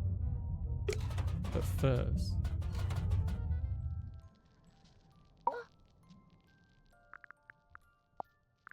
ask her about this. I want to ask her about this. Oh, my fog ball.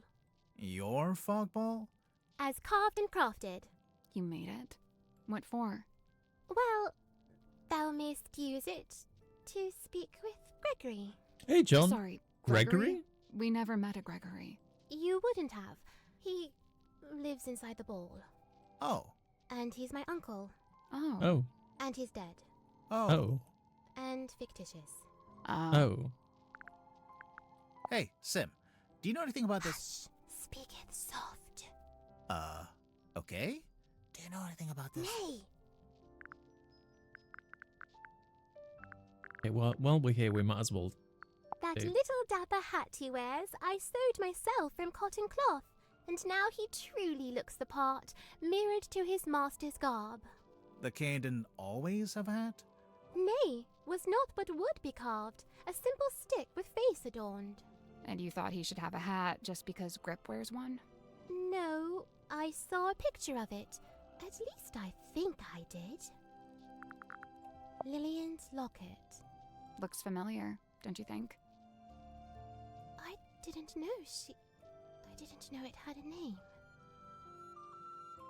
Kindly Gee. close the book. I have no desire to look upon it longer. Oh, sure. Here you go. That face! You know what it is? Mine eye but chanced upon it. Nothing more. Do you know how Zephyr's dream helmet works? His secrets are his own to keep. Okay, but just for the record, you do know his secrets. I am bound to share them not. 'Twas Cynthia who had it when first she came aboard. Something in it holds great weight, for her at least it seems. But you don't know what exactly? With certain mind I cannot say. Take care, fries. Okay. Nothing new here then. Okay.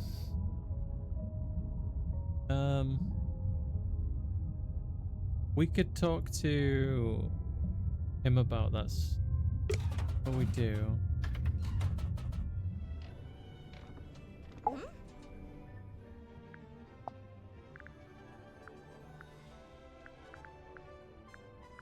About the indeeds. You found it, huh? We did indeed. Indeed. We did indeed. Yep, we got it. Good joke. Let's move on. Why did you hide it? I'm allowed to keep stuff under my mattress. Is it yours? It doesn't have your name on it. No, it doesn't. That's exactly why I brought it with me, actually. Go on. No. I'm No. done talking. Indeed. Oh, shut up. That's very interesting. Sim let you see her locket? Do you know what's inside? Did she ever show you? No, and I didn't ask. She's allowed to have secrets. Wait, you didn't open it, did you? Yeah. Was it okay? There wasn't anything bad in there? It's fine. Okay, fine. Weird. Family photo. That's your mom? Yeah, she was the harbor master. That's a pretty fancy jacket for a harbor master. Looks more like a naval officer. Yeah, well, she had a lot of big ideas. She was super ambitious, always making plans. My dad could barely keep up. That's your dad on the right? Yeah, stepdad, but yeah. Are you too close? Not really. We kind of drifted apart after a while. After her mum passed away. Yeah, I know it was the day before yesterday was National Hot Dog Day. But that's a chili dog. We can't go outside right now. Ah, because we're deep under the ocean.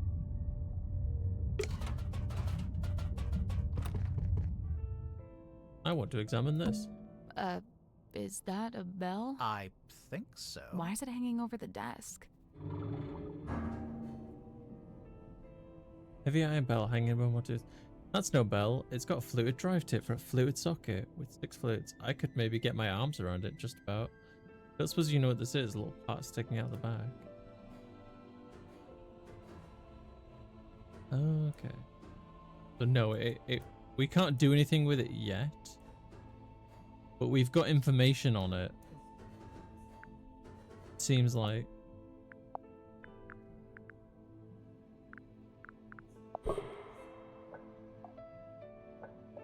Seems like he was keeping a secret. Okay.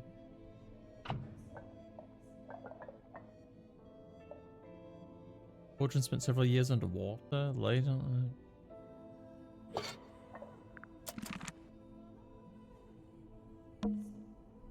What's that saying? If walls had eyes? Something like that. It's a treasure chest. Someone's peeking out from inside. Hello? Oh, this is the radio toy. Can't do anything with it.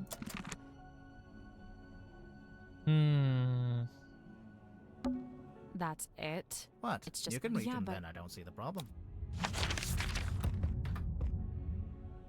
But we can't go through this door yet. Most of the rooms, this door is made of thick metal. There's an old Want to take a look behind it? an empty box. It's addressing to Go on. Say it. like a woman would have in her bedroom. Mm-hmm. Candles. They're caked in dust. What's that hanging on the back of the chair? Bandages. So this was Martuga's bed. Technically, a lantern. It's been a while since it was lit. I guess all I can do then is continue to interview people.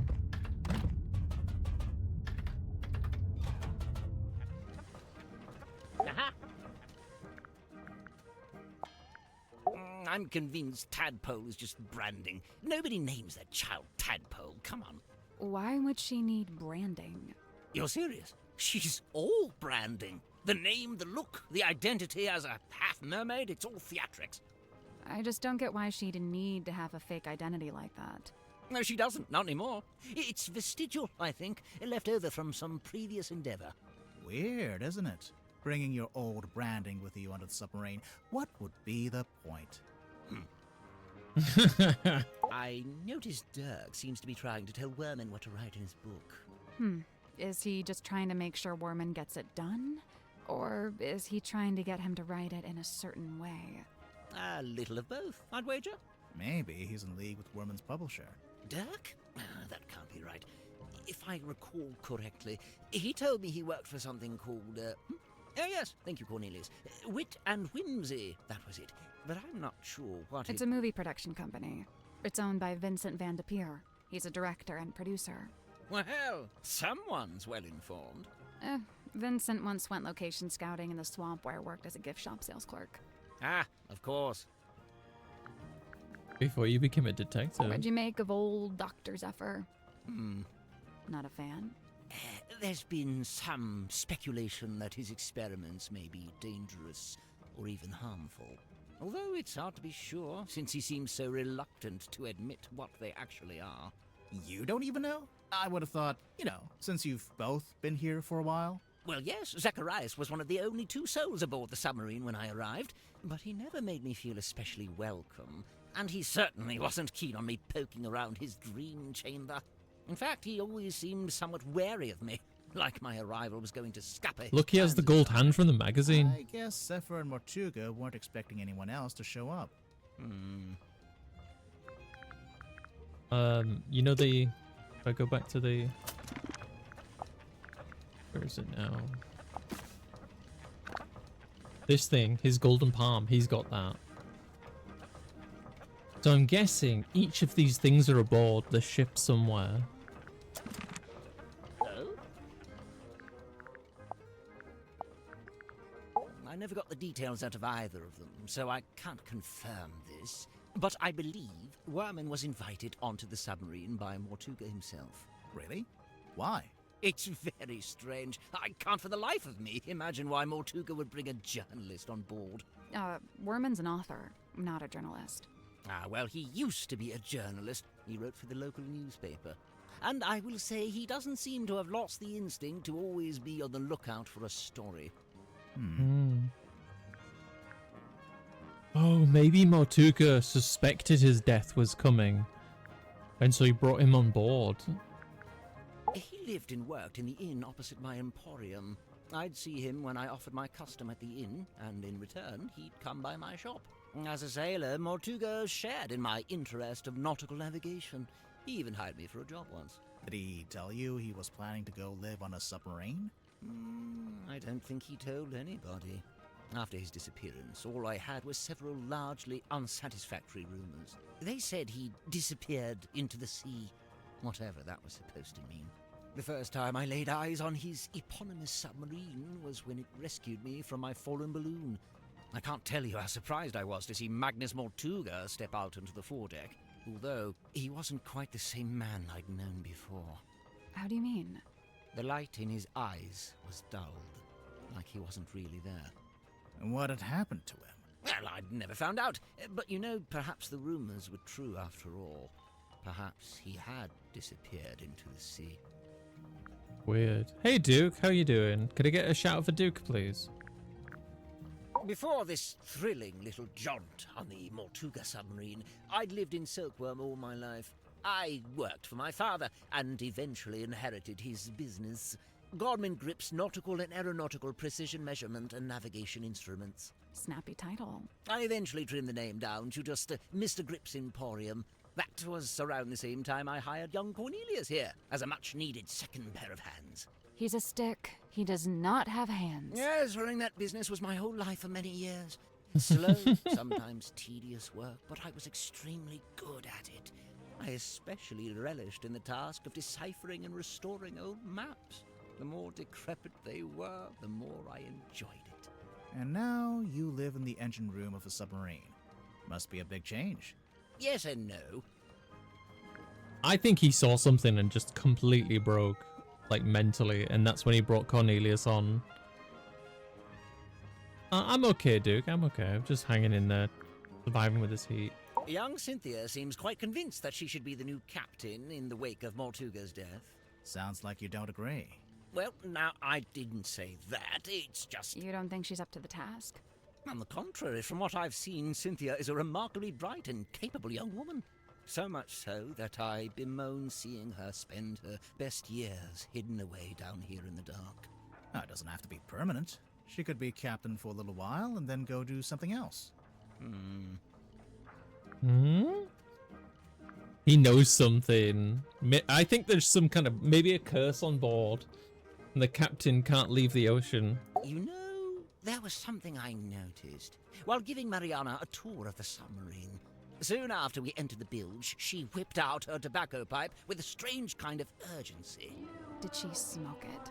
Well, she put it in her mouth, but she didn't light it.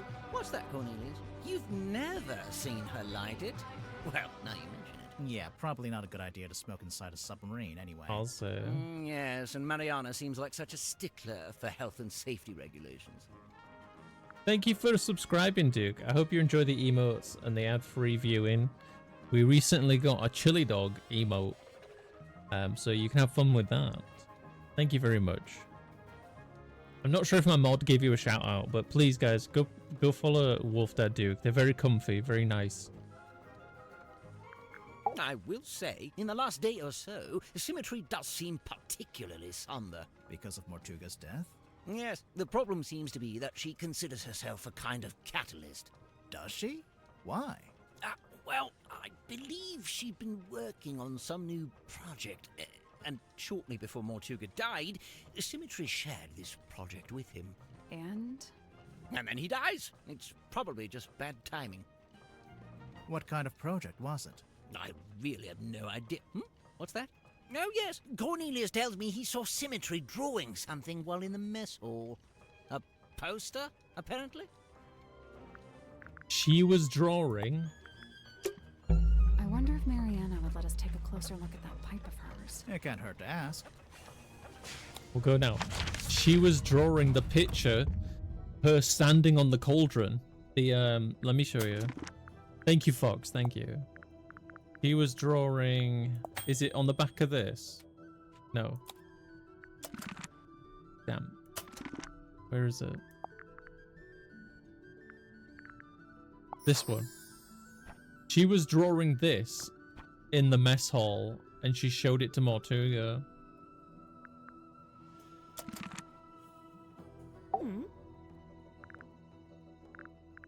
Pipe. You want to look at my pipe? If you don't mind. By all means. Why is she acting suspicious? Oh, what?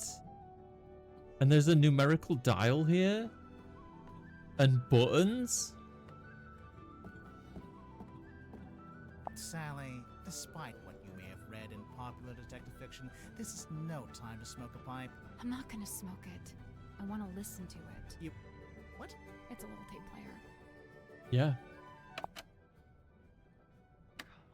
Give it up. Just let me take it. I'm sorry, Tanya. I cannot. But why'd you even need? I've told you before. No, you haven't. All you've ever told me is that I'd like to request that you return to your room. I have something I must attend to. What? Let's listen to that again.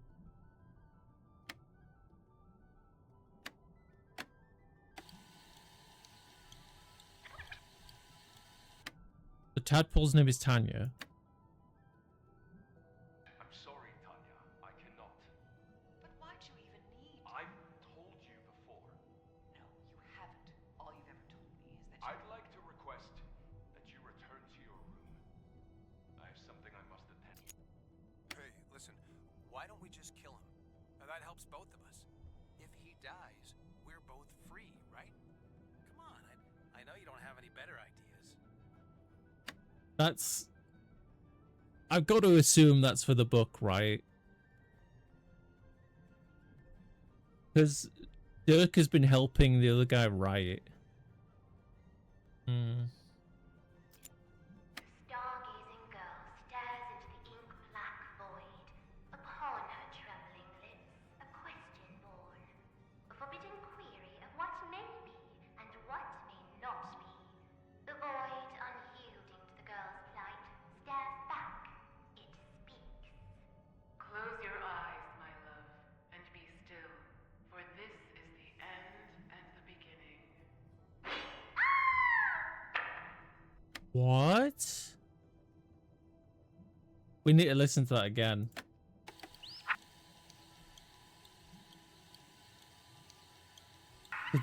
This is her talking to the shadow on the other side, and it's definitely not Tadpole. Stargazing girl stares into the ink-black void. Upon her trembling lips, No, it's a different voice, Kyle. a forbidden query of what I think. may be and what may not be. The void, unyielding to the girl's plight, stares back. It speaks. Close your eyes, my love, and be still, for this is the end and the beginning.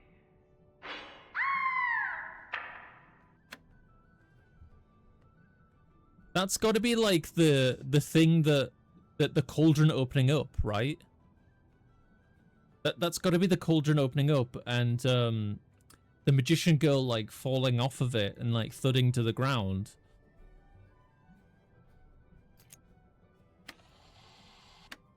Static.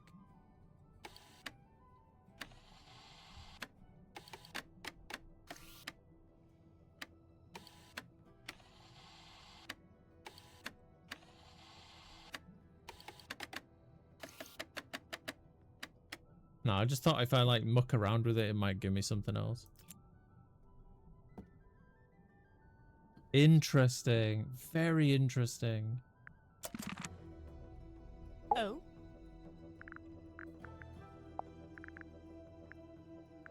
What do you think of the pipe?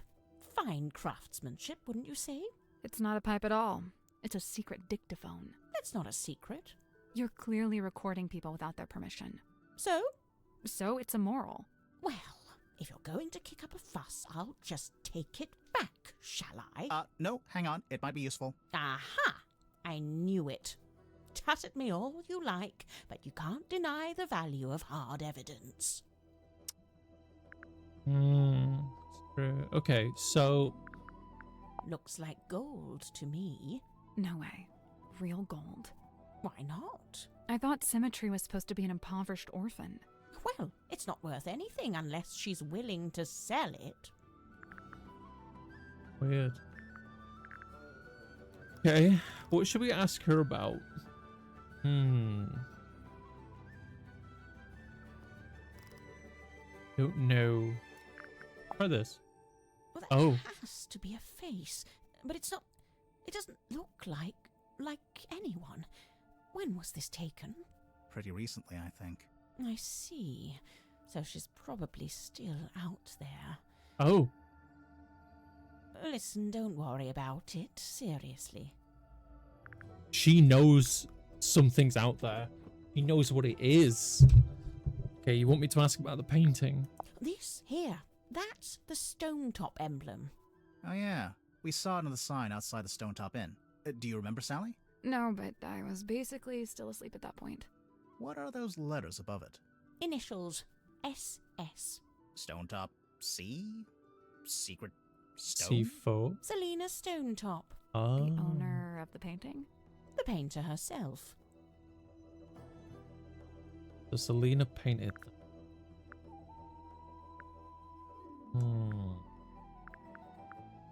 Now, I'd have to assume this is the Stonetop family ship, the Dearest Selena. How do you know it's that ship? Is there a photo of it? It's evident by the selection of little wooden people on board. The Dearest Selena was captained by Felicia Stonetop, that's her there, and one Magnus Mortuga was her helmsman. What did they use it for? Oh, I don't know. Fishing? Tourism? General Gallivanter? What about the woman tied to the front? Well, that's a representation of the ship's figurehead. Yeah.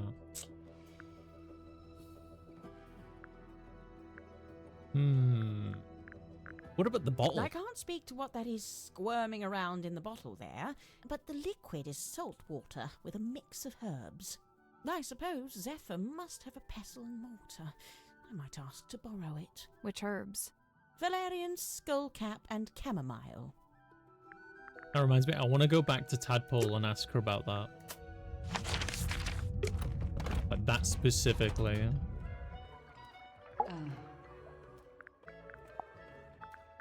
Any idea what Zephyr's keeping in this bottle? Whatever it is, he dumps it into the ocean every single night. What? What do you mean? Every evening, he comes by the airlock and empties the bottle into the water tank below. And the water tank leads out into the ocean. Yeah, and then each morning he comes by with the empty bottle and fills it back up again. Why? What's he doing? I've never managed to work it out. Is he feeding something? This pattern looks a bit like a dream catcher. What's a dream catcher? It's something you hang in your bedroom window when you're a teenage girl. Bingo. I see. Shots fired. Do you recognize any of these objects? The mermaid's tongue, rumored to be lost at sea. You've heard of it? Tadpole? Oh, no, not by name. Maybe Zephyr was trying to get hold of it. Yeah, maybe he was. I feel like I should ask Zephyr about that. Maybe he'll point us in the direction of the bookshelf. That belongs to Sim, I'm pretty sure. Yeah. It's something to do with her old magic act. You might be right, but we found it in Zephyr's dream chamber. Still? I told him to give all her stuff back. I'll have to have a word with him. If you watch him closely, Grip holds this tighter whenever he gets sad or nervous, and only lets go of it when he's totally at ease. Sounds like you've really been staring at him. Yeah, well, you can learn a lot watching someone's involuntary movements. Okay, do me. You're tired, achy. You only got an hour of sleep on a hard surface. Wow, I feel so seen. This'll be interesting. Mariana's like a little mole digging around for worms, except the worms are other people's secrets. Oh, I can't imagine what you'd get on me. I don't have any secrets. What about your first name? What about your second name? Let's change the subject. That's not what I was expecting. That was really funny. Okay. Let's go back here.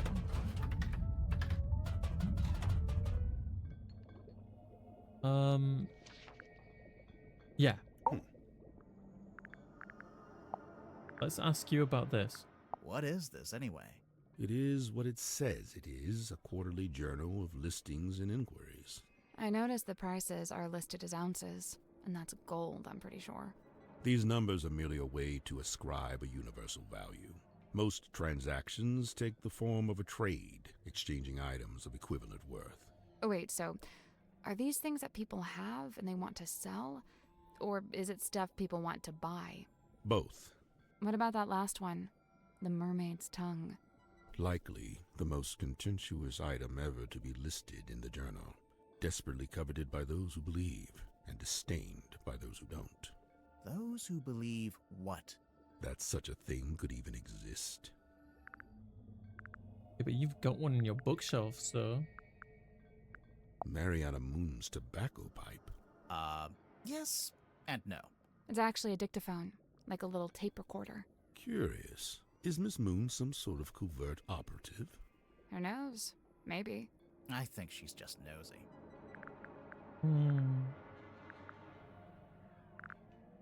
Many things to ask this person about. Many, many things. Dr. Zephyr, is this yours? I don't immediately recognize it. You sure? It really looks like something that'd belong to you. Of course, I do concede that I have many similar bottles here in my dream chamber, so it's wholly possible that it originated in my collection. Nice answer. Totally non-committal. Yeah. Yeah. What about this? The face from the ether. It must be. What's that? Tell me, where did you find this? It was locked in a safe. Was it now? Would you mind if I took it off your hands? It's not ours to give. No, of course. Yeah. Okay, I'll bite. What's a hex bottle? It is a glass container with a hex inside. A hex like a magic spell? I've been forthcoming thus far. Unusually so for a man of my nature. However, certain things I shall be keeping to myself, especially if it has no bearing on your investigation. What if we can prove it's got something to do with the murder, or the crime scene? Well then you'd have forced my hand, wouldn't you? Yeah.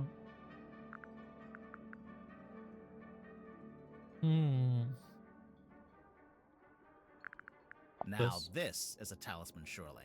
On the surface it appears so. However, in this instance, I think the concept has been inverted. A reverse talisman. First talisman? Captain's log. Magnus was fairly averse to record keeping. He can't have been that against it if he bothered to write in the captain's log. However, standard protocol would be for the captain to keep a record of every single day, whereas Magnus only filed a handful of these log cards in his entire tenure. How long has this been chained to the foredeck? Do you know? Since the conception of the submarine, as far as I know. The conception of its current incarnation, I should say. The wider history of the vessel reaches back a good deal further, of course. Bottled sunlight. It appears somebody's looking to protect themselves from vampires. There's no vampire on board, is there? Of course not. What about Mortuga? It'd be a hell of a twist I'll if they admit, were. it was a rumor for a time. Imagine. As good as they were, it was not Miss Silkmoth's politricks that interested me. Rather, I was interested in the base mindset they were a symptom of. In particular, her ruminations upon the great unknowns of life and death. There are clues to it, right here. Look at the choice of words. Unfathomable. Inconceivable. And on the reverse, you need only look at the chosen subject matter for her newest work. It's a Grim Reaper. It rather seems that Cynthia is using the contract as a talisman. A talisman? Like, as protection? I did notice she taped it to the back of the chair in the control room, so it's like you can't go in there unless you acknowledge it. Correct. The contract is a shield behind which Cynthia hides. Interesting.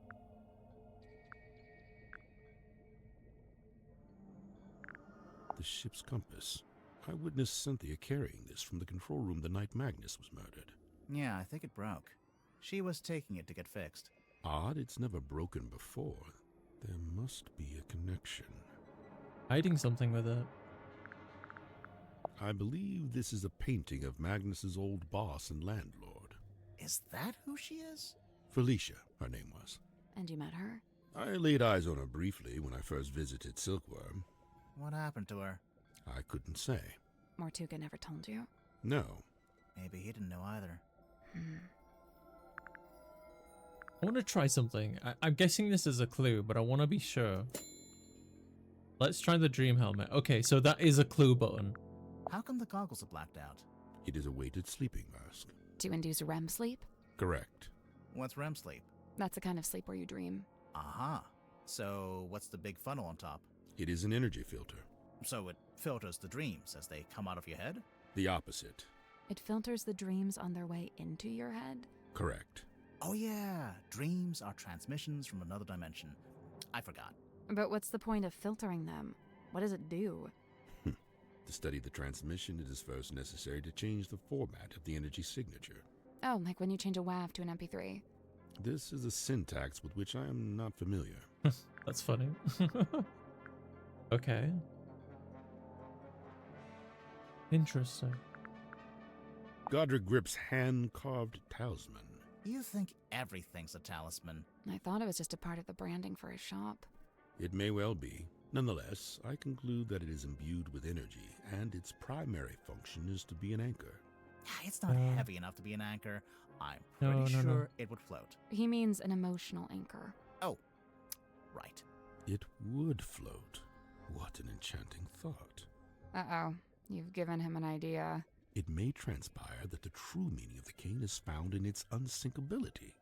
So it's a reminder not to sink, not to drown. Like some kind of life preserver? Because he was in the ocean and he saw the creature and just like had a mental breakdown. I stayed at the Stone Top Inn myself. Back then it was under the care of a woman named Felicia, but it seems to have passed on to Magnus sometime later. I find this strange, for he was not a member of a Stone Top family. Maybe he fell in love with his boss lady. Magnus built this himself, from the scant materials we happened to have on board. So he made it while he was living on the submarine? Yes, but I believe it's a vignette of a particular time in his past, back when he was living in Silkworm. But you knew Mortuga back then, didn't you? How come there's not a model of you in there? It's specific to the town and its history. As an outsider, I would have no place in it. I am unfamiliar with this. Where was it located? It was in the captain's quarters. Ah, then it is no mystery, for I have never set foot in that room. This seems to be a personal item of Cynthia's. As such, it is not my place to make a comment. This magazine emanates a peculiar energy. Jealousy, frustration, even greed. Interesting that greed. Has the wheel always looked like that? Like what? With one side broken off and replaced with a different material. It's never been my job to steer the ship, so I've never really taken any notice. Magnus and I installed this in the captain's cabin shortly after we left port for the first time. Didn't he say he's never been in there? It is exceptionally heavy. Did Mortuga tell you why he wanted a big iron bell hanging over his desk? He merely said it was an object of great importance and that he'd like to keep it close by. Do you have any idea what it is? He referred to it as a bell, Detective. Yeah, just going by the shape. But it doesn't ring, so we're not sure. You may be more correct than you know. Personally, I believe it is a bell. Not in the musical sense, but rather a diving bell, which is to say it's designed to be lowered to the ocean floor. With a person inside? I doubt it. It's not really big enough. Very strange. Very strange. But didn't he say he had never been in the captain's quarters? Somebody's been trying to piece together Silkworm's history by the looks of it. We noticed Mortuga's on there, but his name's not connected to anyone else. Did he ever talk about his family? Or where he came from? He never spoke of his heritage, no. Why is it still encased in polypropylene? Makes it more valuable to a collector. Surely you get it. You're a kind of collector, aren't you? I collect only one-of-a-kind items, and only those with significant provenance. Technically, this does have significant provenance, since it's owned by Dirk, and he's the actor who plays the character. Oh, yeah. I have no interest in such a device. It is merely the debris of an exoteric society. It holds no energy. Sure it does. It says right there. Battery, 23%. You know, Magnus never liked the name Mortuga Submarine. Surely he was the one who chose that name. I believe it was something that just happened. He didn't have a willing hand in it. All told, Magnus was rather dismissive of the notion that the submarine should bear his moniker. But it was his submarine. He was dismissive of that notion, too.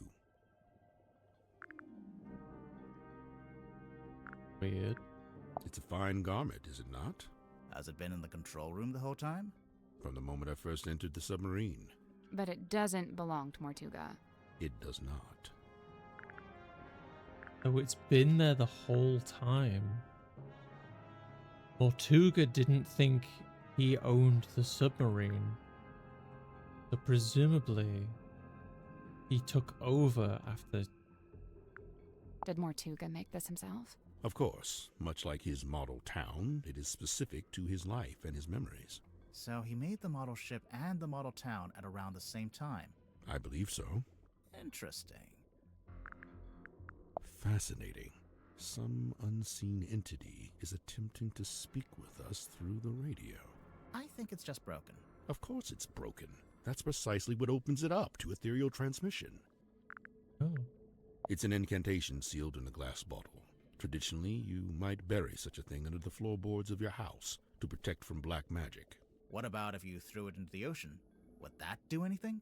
Likely it would have no effect. The ocean is simply too large to be held to account in this way.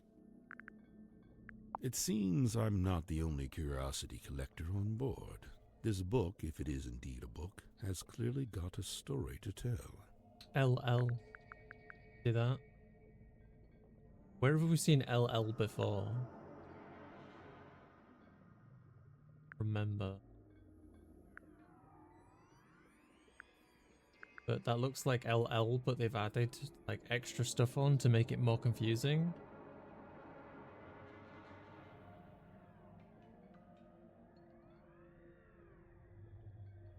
Oh, let's try and keep an eye out for where that LL was.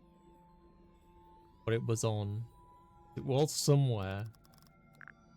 And I think it's that, but somebody's like marked it up to make it worse, to like hide something. This is where I first learned about Miss Silkmoth and her residence at the Fortuna Hall Theater. This was after you'd started living in the submarine. Correct. So Mortuga had the newspaper on board with him. Only this solitary page. That belonged to Magnus Mortuga, but I suppose it should pass along to Cynthia. Cynthia doesn't get all of Mortuga's stuff just because she took over as captain, surely? Of course not. However, I imagine at some point Cynthia may wish to unlock the captain's cabin. Before we left port on the submarine's maiden voyage, Magnus asked a favor of me. He wished for me to venture into the Stonetop Inn, collect this cauldron, and bring it on board. Why couldn't he do it himself? He'd have been strong enough, surely. I'm not sure exactly. I was already preparing to bring a large amount of heavy equipment on board. I suppose Magnus considered it logical to fold the cauldron into that set. Was it shut and locked? Shut, locked, and covered with the sailcloth. Magnus never told me what he kept inside it, if that's what you're asking. I don't think Magnus could leave the ocean. It's the cloth that Magnus used to cover the cauldron. Why would he need to keep it covered? Either to keep it away from prying eyes, or perhaps he concealed it for his own benefit. I believe this to be a depiction of a being known as the Mermaid. However, I've nothing to compare it with, as it's the only depiction I know of. It doesn't look much like a mermaid. It doesn't look much like anything, really. Except for the fact it's got a face.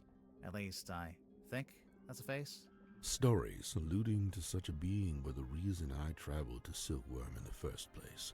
However, I was disappointed to discover that nobody in town seemed to know what I was talking about. It seems to be a secret held by only a very select few. A bit of light reading, It's a book about a hex. So I see, a charming pulp adventure by the looks of it. Is it the same kind of hex that's in your hex bottle? Let's see. No, they're quite different. The hex referred to here is merely an abstract form of curse that manifests, for the most part. Sorry, did you just read the entire book? Of course not. Just chapters 1 through 5.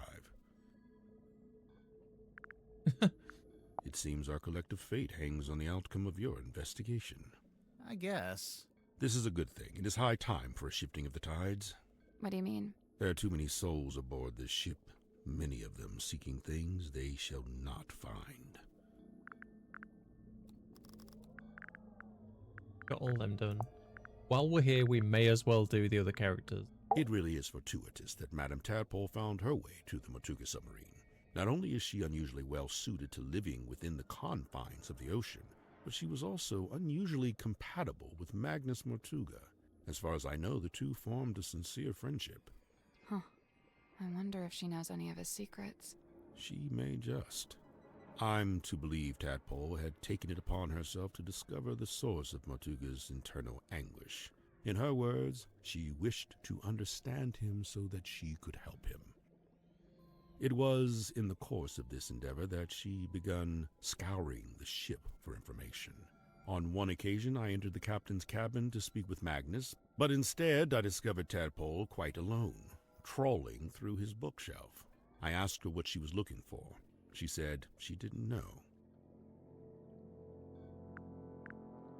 I noticed Mr. Dansom was quite determined to hold conversation with Magnus. What did Dirk want to talk to Martuga about? Nothing. It was the act of conversation itself he was after. First-hand experience of Motuga's mannerisms, affectations, and vocabulary. When I inquired as to why Mr. Dansom held fascination for such things, he said simply, research. So, Dr. Zephyr, I'm guessing you don't have an actual doctorate. Correct. I walk not the path of formal academic recognition, not for lack of trying, you understand. 8 separate institutions turned me away, asserting that my ideas were, quote, incompatible with our modern world. They forget, of course, that the modern world is a fleeting and ever-changing thing. Indeed, all of history's greatest scientists battled with such short-sighted stubbornness. So, you want to be one of history's greatest scientists, and fundamentally change how we view the world? Is that so much to ask? I mean, yeah, it might be. So then how did you end up studying dreams? It was the result of acquiring a particular specimen. It opened up new ways to study the subconscious mind. A specimen? Like what? An animal? Yeah, I'm picturing like a lizard floating in a jar of formaldehyde. Something like that. So, what are you working on now? Here in your dream chamber?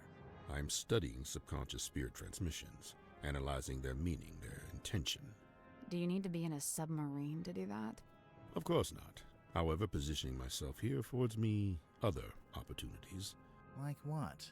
The possibility of studying the most important specimen of all. If her transmission could be analyzed, interpreted, it would be an unparalleled discovery. Her? She is all that stirs in the minds of men that they shall never know. A being known only as the Mermaid. A person? I've told you all I know. Then apparently you don't know much at all. Correct. That just gives me a lot of questions. I have a curious observation about Mr. Worman. Unfortunately, I haven't had the time to perform an analysis, let alone propose a hypothesis. That's okay. Just tell us anyway. I observed that he did not seem at all saddened or sorrowed by the death of Magnus Motuga. You can't know that. Some people don't always show emotion on the surface. Of course, quite true. However, Mr. Worman did display an emotion. relief. Relief? Gazing upon the crime scene, much of the tension coiled up in Mr. Werman's body visibly dissipated, and thereafter he seemed energized, galvanized. Inspired. He was inspired for his book. How did you meet Mortuga? It was on my first visit to Silkworm many years ago. I was merely passing through, so I stayed at the inn where Magnus was working at the time. So Mortuga was just an innkeeper at this point? Not even. The innkeeper was a woman named Felicia Stonetop. Magnus merely worked under her charge. The two of them split their time between running the inn and running a small sailing ship. Sounds like quite a nice life. He joined us about a week or so after we first left port. He caused problems almost immediately. How come? Godric made some kind of official request, but Magnus had denied it. Oh, he Their wanted disagreement to become... was something to do with navigation. Yeah. For my own sake, I stayed out of it.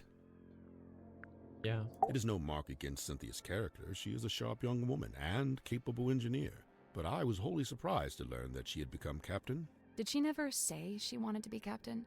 On the contrary, I was aware she'd held such aspirations, initially. But I was under the impression that her campaign had ended in failure. Meaning? That Miss Seafoam had made her ambitions known to Magnus, but he had shut them down. Yeah, and that's why she faked the document. It is hypothesized that Miss Moon was embroiled in some form of deal with Magnus Mortuga. What kind of deal? What would she give him? Money? His heart beat not for money and things. What did it beat for? People. Kinship. So, Mariana gave him a person? Maybe information about a person, or how to find a person. I first learned about Symmetry from a newspaper article detailing her residency at the Fortuna Hall Theater. On the surface, it was merely a review of a magic show, but I felt something behind it, something of great interest. To me, it spoke of someone with a close connection to the ethereal plane. Taking an excursion from the submarine, I attended the performance. Afterward, I requested an audience with Miss Silkmoth herself. And speaking with her for a scant few minutes, I learned two things. First, and most importantly, my instincts had been correct. She was indeed fascinated with the great unanswered questions of metaphysicality. She held a yearning to understand that which could not ordinarily be understood. A woman after my own heart. What was the other thing? You said you learned two things. That she was thoroughly unhappy with her lot at Fortuna Hall. The theater owner was a heartless woman who, among other indiscretions, did not compensate Symmetry for her work. But she had no family, nor any other connections. She had nowhere else to go. So you invited her to come live on the submarine? To put it simply, did she bring all her props and stuff with her? Everything she could carry. Why? Was she going to keep working as an illusionist on the submarine? No, Miss Silkmoth would be working with me here in the Dream Chamber.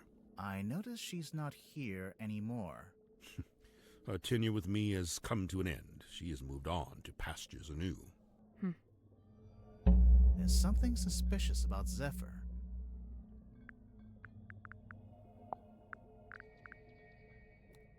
Suspicious. My favorite character is Sally. He's sweating.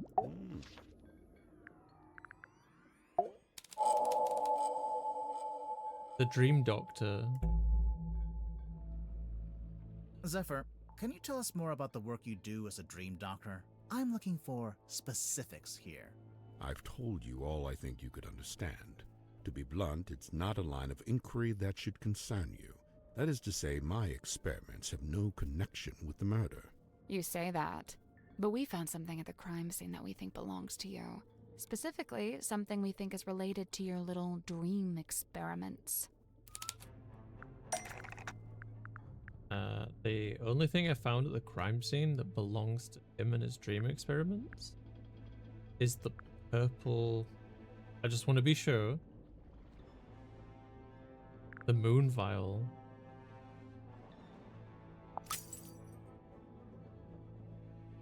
If it wasn't dropped by Mortuga, perhaps it was dropped by the culprit. It's not my place to muse upon the things in the dream chamber. The dream chamber. See, she knows it's from the dream chamber.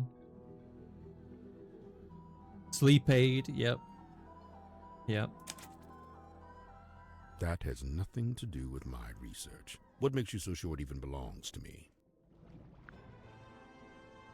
The moon label? The moon label. Yeah, let's do that That has again. nothing to do with... What Okay. makes you so sure it even belongs to me? The smell? Color of the liquid? The smell. According to Mariana Moon, the liquid from the bottle is seawater mixed with 3 particular herbs. Mariana Moon's sense of smell knows no bounds, but I fail to see how this information connects it to me. The smell of the moon via liquid is connected to Zephyr in some way. Well, the dream helmet, surely?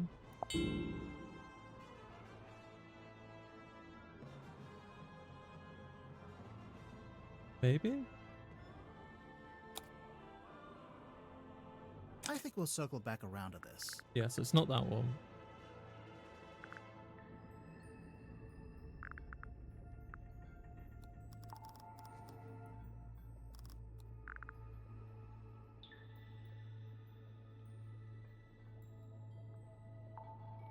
Is there a clue with the same smell? Well, it'd be a ship in the bottle, right? Because it's got the purple stuff in the... I don't think there's anything else I've got that has a smell. Take it. Because that's got that thing there. I think we'll circle No, so it's back. not that. Okay, something with a smell. Is it the hex ball?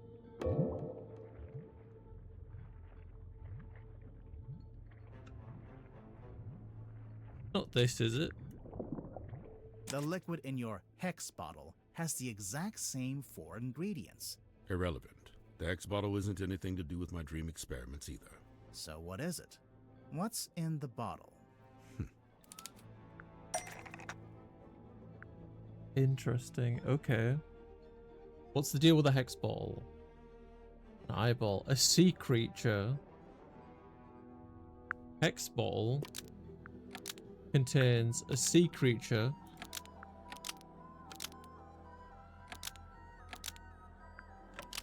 But it was stolen?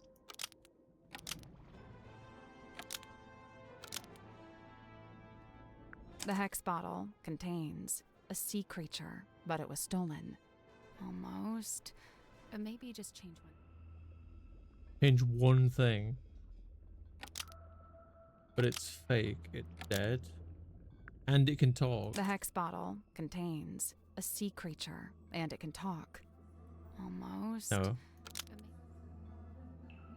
Asleep. The hex bottle. There we contains go. A sea creature, and it's asleep. A sea creature? What kind of sea creature isn't that? An octopus? A hexapus? A sextopus? Shut up, chat. 6. A sextopus. Sally, we've been over this. That's not what they're called. I saw the opportunity, and I took it. A sea creature? So it's an octopus. An octopus. Kidding, obviously. Now for the actual A answer. sea Oh. creature? Okay. So it's a hexapus. A hexapus. It's not called a hex bottle because there's a magic spell inside. It's called a hex bottle because there's a sleeping hexapus inside. His name is Hex. I've had him since I was a young boy. Not to be rude, but that must have been quite some time ago. A normal octopus would live only a couple years, wouldn't it? Hex is a singular specimen with a number of special properties. Do you ever let him out of that little bottle? Of course I do. Hex swims freely in the ocean at night, and during the day he returns to me and sleeps in the bottle. So he's asleep Oh. right now. I knew he was related to your dream experiments. Who said anything about dreams? Nobody. But just looking at him, I think I know one of Hex's special properties, and it would explain why you'd be interested in the first place. Yeah, the internet cut out for a second there, Kyle. The hex bottle is relevant to Zephyr's dream research because the sleeping hexapus is an image of his dream. From a oh, we can get like a closer look.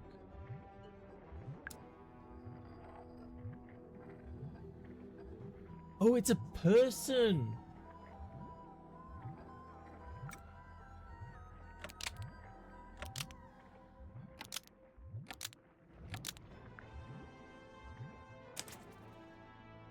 Pure subconscious projection, unmarred by the insecurities of the waking mind. That's pretty cool. I can see why you became a dream scientist. So the hex bottle was the original, and then you made the dream helmet more recently. They are two distinct objects. There is no such connection. No. Oh, did I get that wrong then? There's definitely something or some. The same shape as one on the dream helmet. Well, that is, yeah. The funnel. The funnel is the same shape as the one on the dream helmet. Same size. It's different to the one on the dream helmet. It is different to the one on the dream helmet. But it is the same shape as the one on the dream helmet. Right. The dream helmet's clearly just a scaled up version of the hex bottle. Yeah. Specifically, scaled up to human size. Who was Zephyr using the dream helmet on? Magnus. We heard Martuga was experiencing a particular recurring dream. I think he was your test subject. So, Mortuga wears the dream helmet and lays on your weird chair thing. And then you give him some of the moon potion to help him sleep. And as he dreams, the dream helmet collects the spirit energy and sends it to... Where does the dream helmet send the dream spirit energy? The stone cauldron?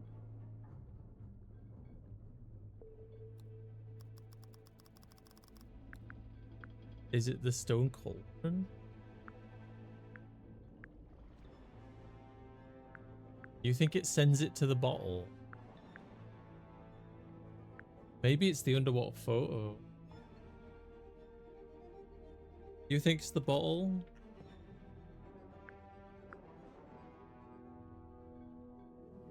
Where does the dream helmet send the dream spirit energy?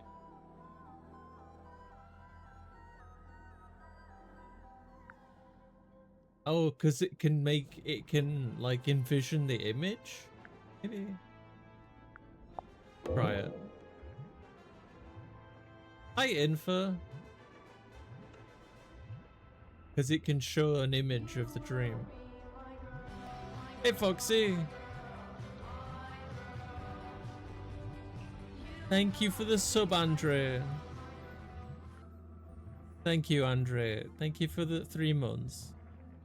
That's not right. Oh, it's not the bottle.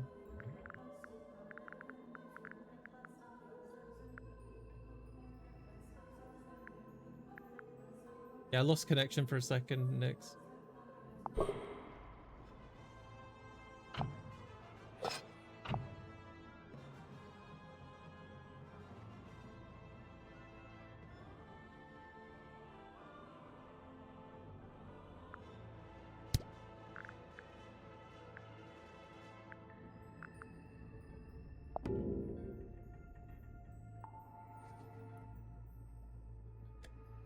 Maybe this, because he did like borrow it from her.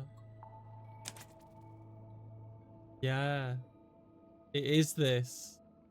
Oh, Hype Train started. Thank you guys. Thank you. What's the connection between these two clues?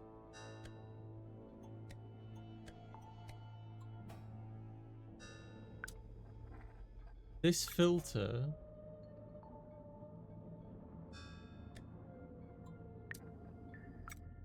And this antenna. This antenna wirelessly transmits to this antenna, and the fog ball violently explodes, receives the dream energy. This antenna wirelessly transmits to this antenna, and the fog ball receives the dream energy. God, I'm so clever. I think I cannot hear your mocking tone. It may surprise you to learn that I have indeed had some success in this area. I did once successfully filter something into the fog ball, and I witnessed a face inside the glass, however briefly. A face? No doubt the visage of someone from beyond the veil. Unfortunately, I have been unable to consistently replicate it. Did you make a record of it? I thought I did, but I can't remember where. Where did Zephyr make a record of the mysterious face he saw?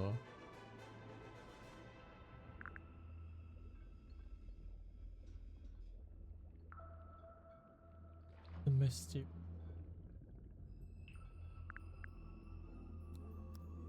Could be this.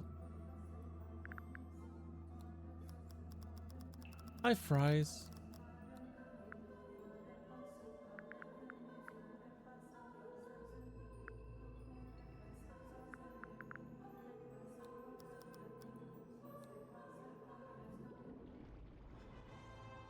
No, he doesn't have a camera, Kyle.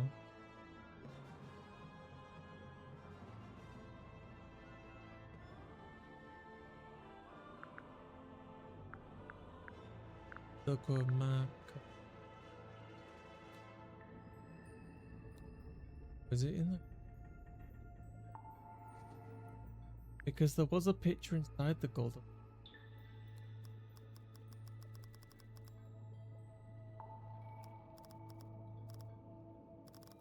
Missing like a whole bunch of stuff.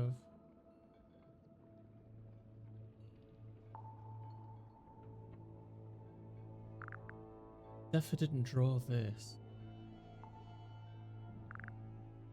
I don't quite remember what's inside the pocket.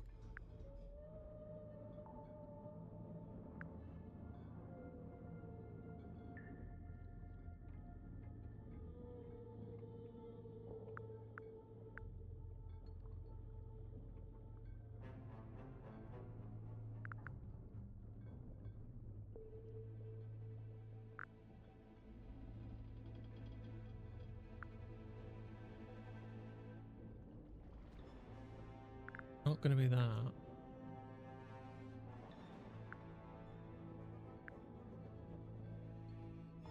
Oh, is it? No, is it the face on the back of the caretaker's journal? It's that.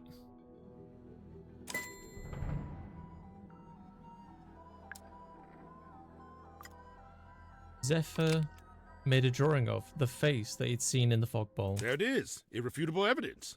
Sorry to burst your bubble, Zephyr, but, The fog ball reflects the face of whoever used it. The fog ball was designed to show that exact face. the fog ball was designed to show that exact face. What do you mean? Do you have any information about the fog ball's purpose? Yeah, it's here. Fog ball appears in the illusionist photo, but it's displaying... And it's displaying the same face. But what's the connection? What causes the face to appear? A certain voice, I think. I don't know. A certain voice. It's definitely you. A fog ball's designed to show the face when it hears Sim's voice. That's how the original trick worked anyway. See how in the photograph she's talking to it through the telephone?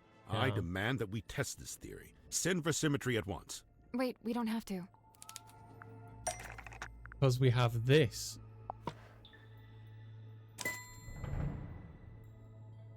Which part was Sim's voice? Remember.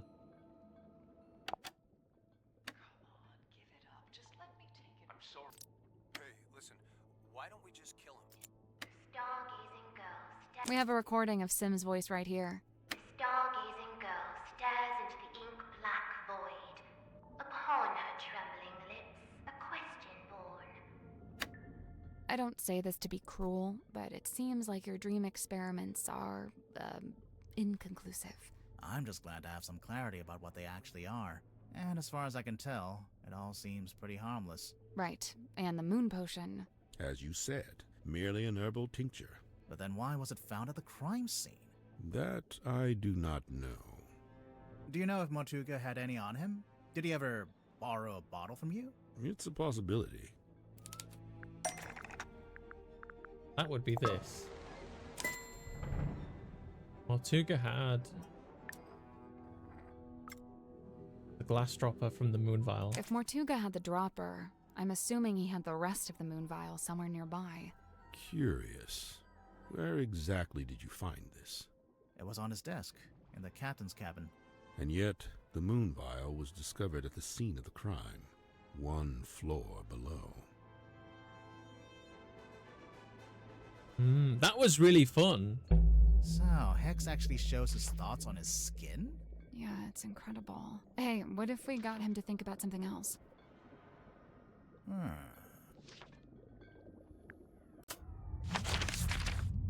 Interesting. Very interesting. Right. I feel like that was a really good part to like pause it for now.